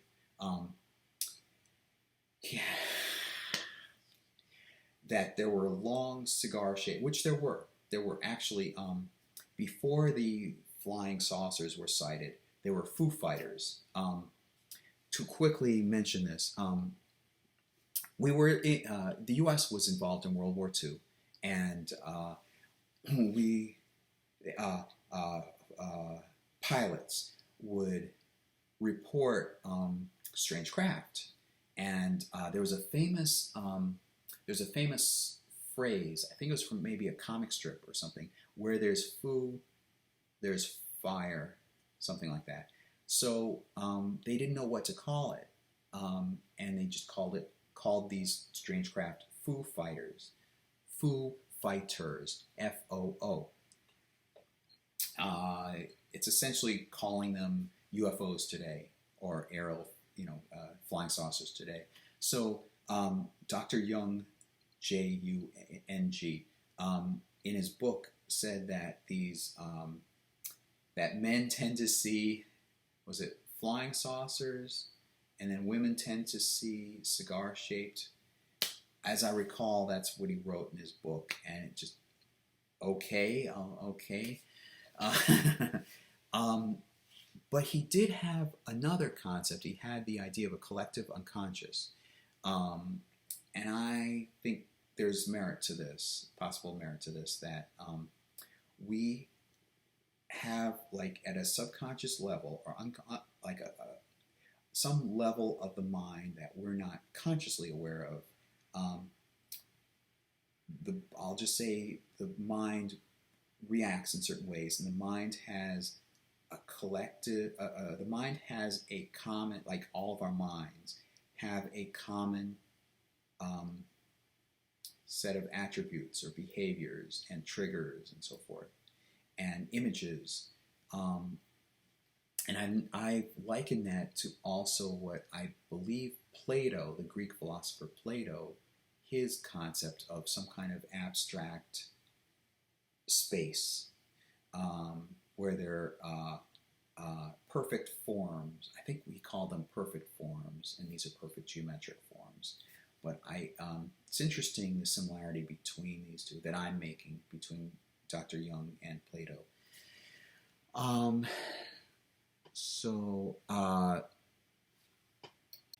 All right, so with a little carryover, it's not too bad. I've talked a lot about what I enjoyed reading in these UFO books. So let's go back to my story.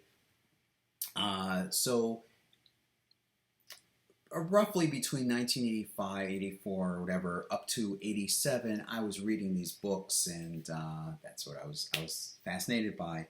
Then in my notes, I have January 18th to 19th, 1987, the docudrama Out on a Limb airs on TV, and I should reiterate that I was reading these books alone. I didn't know anybody else that was familiar with or even interested in these topics I was reading about. So it was fun for me. I didn't mind. I'm pointing out that I was alone in interest. I didn't have anybody other than my mom. Thankfully, she was there. I didn't have anybody else to really talk about or discuss this stuff with. So so Out on a Limb airs on TV 2 nights. It's I think it's like 3 hours long. It's based on Shirley MacLaine's book Out on a Limb, and I haven't read the whole book. I've just seen the movie, made for TV movie. She is in real life. I mean, she was an actress and a performer, a singer, so forth.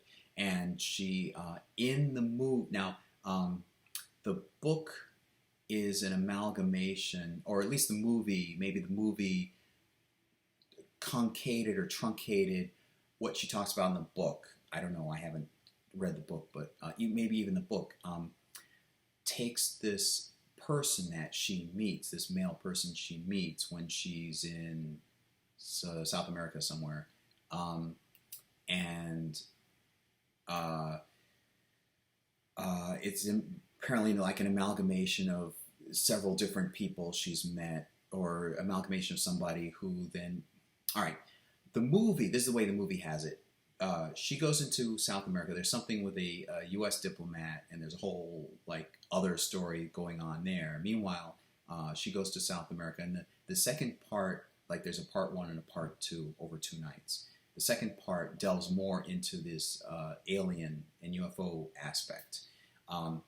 She's already met this guy and arranged to meet with him again in South America, and he throws out certain references, hinting references, and eventually he says that he met with this human woman who was very attractive, who claimed to be from the Pleiades. Again, remember I talked about earlier, it's interesting that that this Swiss farmer talks about the Pleiades. He's a contactee, and he talks about all the information that they're, presumably about the universe and so forth.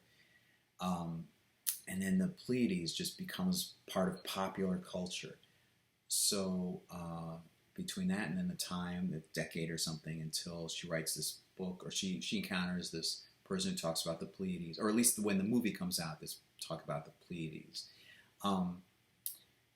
And she has these almost literally eye-opening experiences when she's with this guy. And it's called Out on a Limb, and that's very interesting.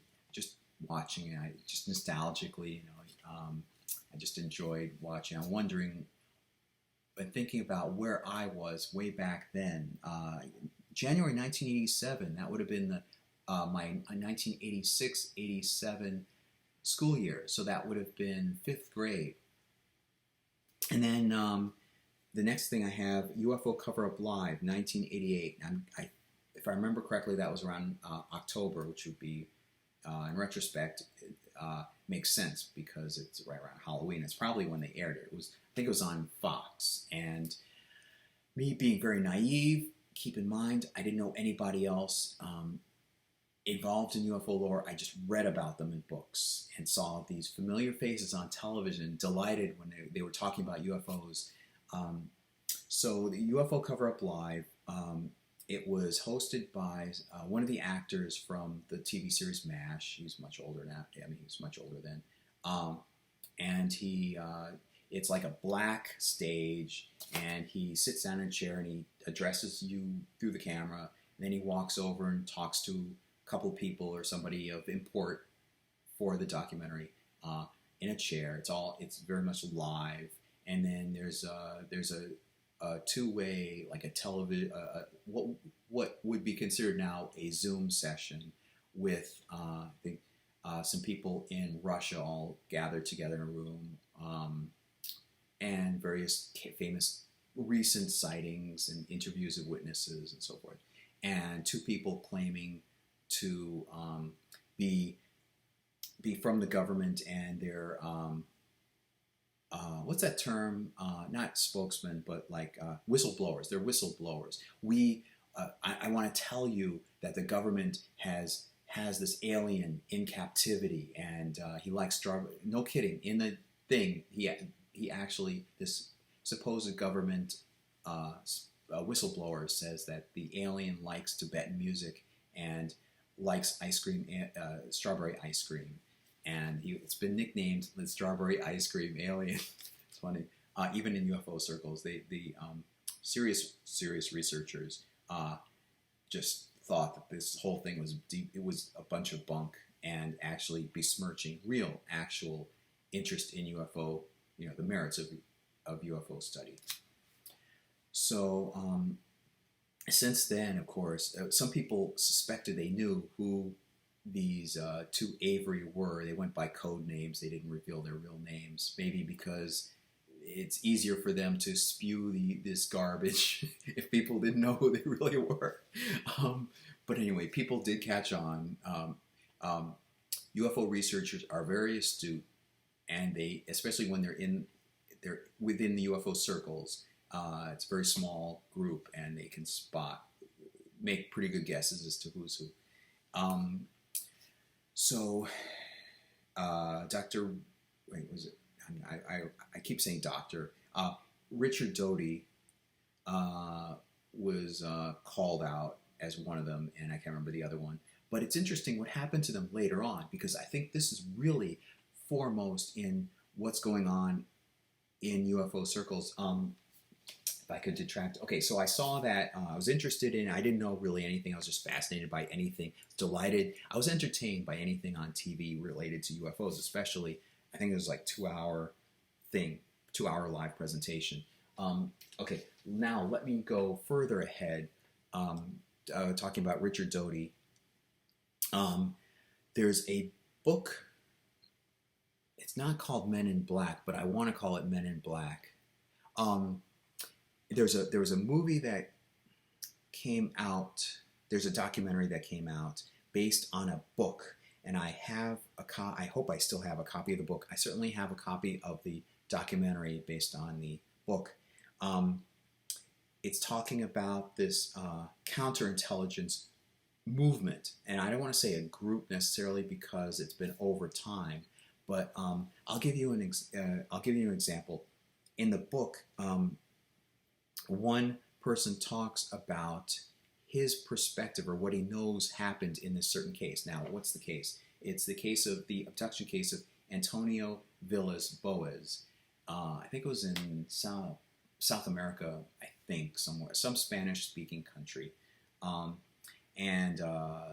This would have been reported, I think, after the Betty and Barney Hill case, because I believe that was the big abduction case of note. But allegedly this happened in 1957. There's a farmer who's just working his field outside, of course, and he sees a craft come down. He's taken aboard, and then this woman with probably prominent breasts has sex with him, and then grunts, and I mean, she's grunting during the experience. And now, of course, sometimes it's really nice when people grunt when they have. I haven't watched people really have sex, so maybe grunting happens more often than I think. But he reported that he felt like he was an animal just being used. And so she points to her belly, and then she points to the sky, or she points upward, and that's the end of the case. And so that's an example of how something you'd think would be a sexual fantasy, the way it's reported by a witness comes across as something he didn't like, he didn't want, and so forth.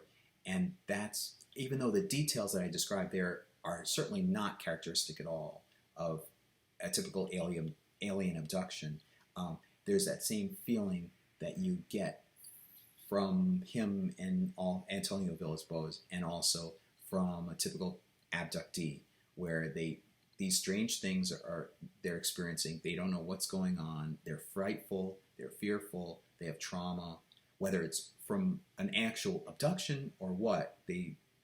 It's clear that they've been through a trauma somewhere, maybe under hypnosis-induced trauma or something. But it's an interesting common psychological reaction that you get from these two type, the Antonio, and then what happens to a typical abductee. So in this book, some person with government background says that he was either involved in or he knows of this operation in which they would fly over, I think it was South America, or fly over the country in a helicopter, certain lights, and then they would use hallucinogens, and they were experimenting to see the effects of the hallucinogens. And see, that's a spark of a totally different possible explanation for this whole scenario. It's not that he was drunk. It's not that he was making it up. It's like intriguing government involvement. I almost want to say nefarious. It's like, I'll say untoward. I'll say unethical government involvement for the sake of experimentation. Then there was the story of somebody who I believe he had been in the military himself. He was very patriotic. I'm blanking on his name, but he would just I think he was taking photographs at the time, and he was questioning, what are these strange lights going on near, I think it was near an Air Force base. And so Richard Doty talks about feeding him disinformation on purpose, and being part of this movement to totally discredit him. It's a shame what happened to him. He becomes such a believer in this stuff, and then here he's being fed documents about Majestic 12, which is a whole thing in and of itself, and that's a fascinating rabbit hole to go down. Like, who developed this Majestic 12 stuff? These are special documents. It describes a panel of 12 members put together during the Eisenhower administration, and that itself has worked its way into, for example, the X-Files, which is fictional, but the X-Files often drew from facts in UFO lore, and this stuff just becomes part of the public myth. Somewhere along the line, these government documents were created. Oh, they were tracked down. I can't remember who. Maybe it was Jacques Vallee. I think it was Jacques Vallee in his book Revelations that tracked down, based on a typewriter, I don't know how they could do it, but narrowed down who probably typed up the fake. I'm presuming, I would venture to say it's pretty clear now that these Majestic 12 documents are fake now. But at the time when Richard Doty, or whoever it was feeding this guy these documents, it's something he had never seen before, and he would have been elated. Oh, wow, the great government is feeding me these secret government documents. Only I have ever seen these, and I feel very privileged. So he just, after a while, seemed to have swallowed it hook, line, and sinker, and he just went down. And that was one way in which they could totally discredit him, because presumably they were concerned about him taking legitimate, witnessing legitimate, I guess, Air Force tests of experimental aircraft, and they wanted to silence him. So, so Richard Doty explains that he had been, I think it's the Office of, not Scientific Inquiry, it's like OSI or something, some special organization, office of something within military circles. It was his tag. He was a disinformation specialist, and he admits being a disinformation specialist. So it's questionable because he left that post, but he still attended UFO conventions with speakers and lecturers. So it's questionable even then.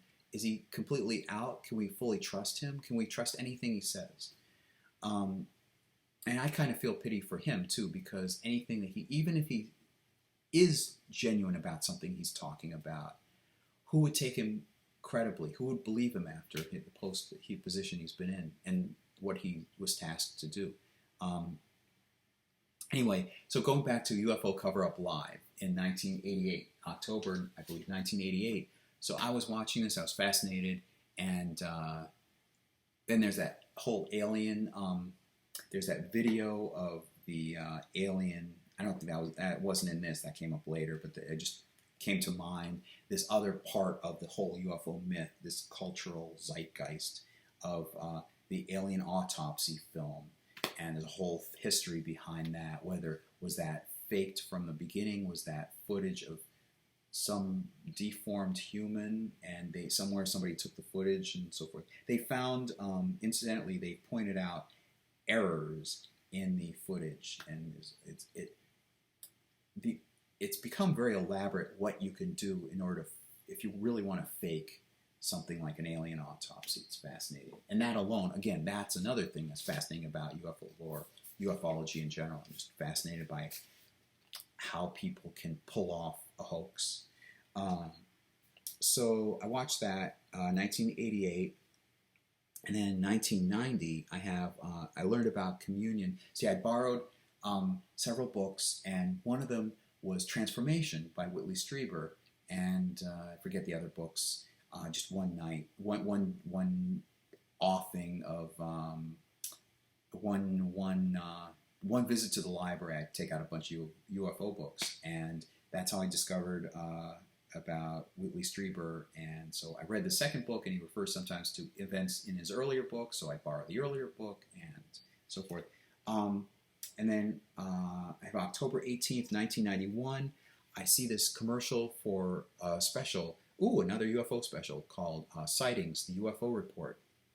Now, to me, it was just a special, and I remember that at the time I had in mind a Boy Scout trip, camp out trip that I would be going on soon.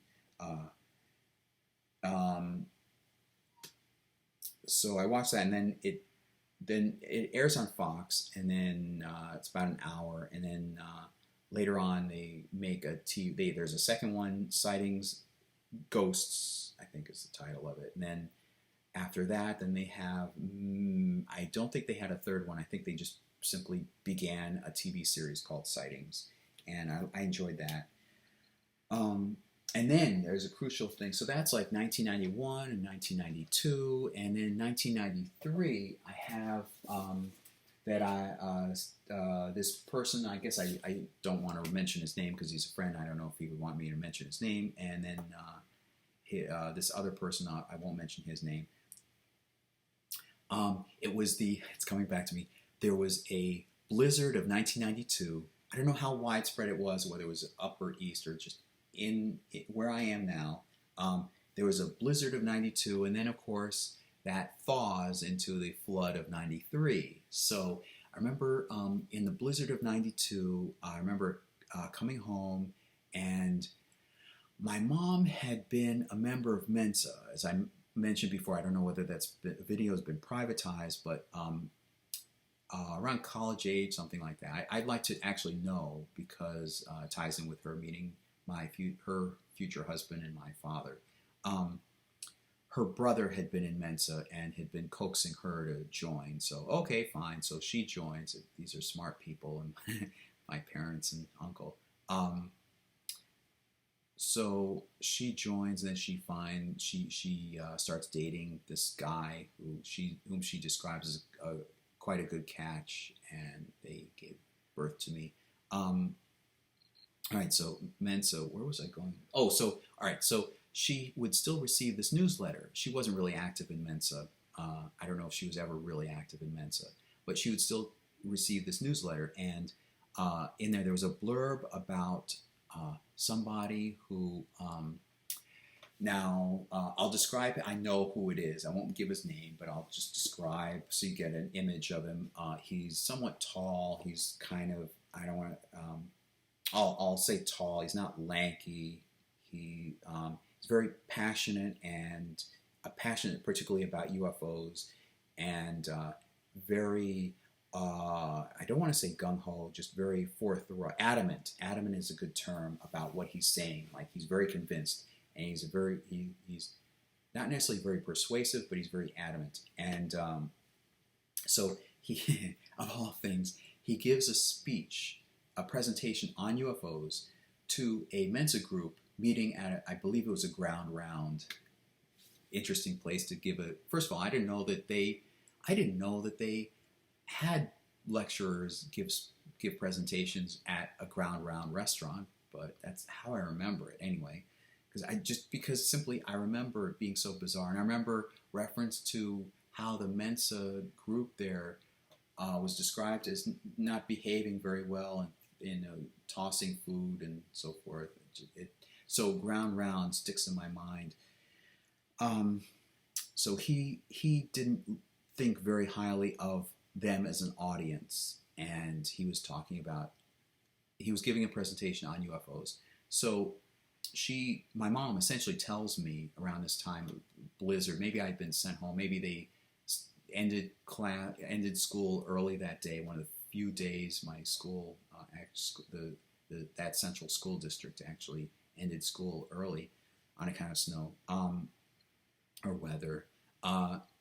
Anyway, my mom tells me, hey, you should contact this person. So I contact the person, and he asks me what books I've read, and I mentioned some books, and he kind of like almost in an itemized fashion, he gives his remark about the author of a particular book. Like I mentioned this author, and he says, oh, he's a good researcher, and no, he does some crackpot stuff, and blah, blah, blah, blah. Then I don't meet him at all.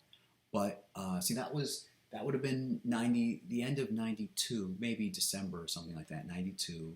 And then there was a lecture, and I remember this because I audio recorded on a cassette tape both nights.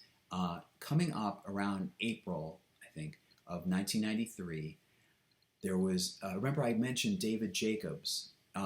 And he could come up with a first book, UFO Controversy in America, and then he had come out with Secret Life. So I was already familiar with what he looked like. And he was giving a lecture at Cornell over 2 nights, and it was really fun because I would not be. Well, I'll get into that. So anyway, he was giving this lecture, and I learned about it from this guy I was talking with. Finally, somebody else besides my mom I can talk with about UFOs with. How am I supposed to be able to get to Cornell in Ithaca? So he mentions this person he knows, who knows him, and I won't mention his name, but he's been a longtime friend of mine since then. That was very nice. Oh, good, the clock is still ticking out. For a moment, I was worried that I was talking all this time and the thing wasn't recording. So I get to drive with this other guy, and I get to meet him, and maybe, why is he going to this UFO lecture over 2 nights? I think it was Friday and then Saturday. Maybe, who is he like? What's he like? So it's quite a journey down there. and we talk, and I find that he and I share a lot of things alike. In terms of temperament, he seems very philosophical, or he seemed to have a philosophical bent. Not that he was waxing philosophically, but that he had interesting insights and outlooks on and perspectives on things in life. And so we got along well, and so he drove me there and back, and then he drove me there the second night and back. The first night, or the first evening, David Jacobs was talking about UFO sightings in general, basically the UFO lore, starting probably all the way back with the Foo Fighters and going up to, and World War II, and going up to 1987 or something, 1980s or something. And then the second night was about, specifically about alien abductions. And there was this other guy, tall guy with glasses. It turns out he was that guy that I was talking with on the phone. And I'll share something. Now, this is from the perspective of somebody who didn't talk that very much, didn't find that much in common, or there was a disconnect with other people in my class, because I didn't see anything in common, or much in common, that I could talk with them about. It's like the intelligence, I don't want to talk down, I don't want to condemn them, but it seems like I just was interested in other things. And so when I was at this lecture, of course, at the end, after the lecture, the first night, or probably the first night, the first evening, this guy that I turns out was the guy I had spoken with on the phone, goes up to the chalkboard, and we're chatting. There are a bunch of adults. It's afterwards, and just people are schmoozing amongst themselves, and they're kind of close. Some of them are close to the front of the auditorium. This is a big auditorium, raised platform with seats, a huge auditorium. So he puts on the wall AU, and then AU, and then H2O, and asks if anybody can recognize what that is. And I was trying to figure out, and then somebody points out Goldwater. And it was one of those nice moments when I felt a kinship, like something that I had never experienced in school. There was a time when I went on a trip to Israel, and I was on the plane trip, and again, I felt like I would be the only one. I felt that I anticipated that nobody else, none of the other kids, we were about the same age, would really be friends with me, or find anything in common with me, or find me worthwhile to chat with or befriend. That was quite the opposite, thankfully. And I missed that. I missed them. But anyway, on the plane, I remember somebody making a joke about seeing a gremlin through the window on the plane's wing, and I knew exactly where that comes from. That was obviously a fan of Twilight Zone, and I felt like I was in my element, and I felt that these were like my people, or I felt a kinship. And it's rare. Have you ever felt a kinship, like a strange experience like that, where for a few moments, or for one day or something, you met people that you felt really akin with, that you wouldn't feel otherwise, just for that moment, or just for that one experience? Put that in the comments below. So I kept in contact with this guy, and I also became closer friends with this guy who drove me there and back over the 2 nights, and he seemed something like a father figure, in that he helped me through difficult times, and he gave me advice and so forth. So where do I go from there, really? That's the end of the notes here. I don't have really anything worth talking about, except that was 93, and then early spring 1993, and then through 96, 97, I became interested in a radio show called Coast to Coast AM with Art Bell, and he's very entertaining. On YouTube, there are recordings. He's since passed away, but and I used to have a huge cassette collection of his radio shows that I recorded, but I left that all behind, figuring that YouTube could satisfy me. I just had a lot to move. But I just became fascinated with that, and I went on, I wrote a screenplay, and I cover this elsewhere, but I put my knowledge of UFO lore into a fictional screenplay called Cerberus, and it hasn't been produced. I'm interested in revisiting that and trying to rework it into something with, because now I have a more knowledge. I'm just more skilled and more knowledgeable in writing screenplays, not just the format of screenplays, but structuring film. And it'd be interesting to go back and structure that, rework it. So anyway, I guess my throat is getting sore, and I fulfilled at least one task of doing something for Halloween, and I want to do more before the end of the month. And so I'll leave it with that, and I've certainly talked a lot, and I've shared a lot of information about myself, and I've shared a lot of insight, and I hope you've been entertained. And if you are, please remember you can like that, you can like this video, and it'll, as I understand, as people say, it helps the algorithms, gets me noticed more, gets this channel noticed more, presumably. And consider subscribing to this channel if you haven't already. And I'll go through and edit these. I'll put in the pop-up, those pop-up icons of subscribe and like and so forth. But I just wanted to do this video right now while I was in the frame of mind. So I wish you a good day, a good evening, wherever you are, and I hope you have a good week and so forth, and I'll see you next time. And again, trick or treat.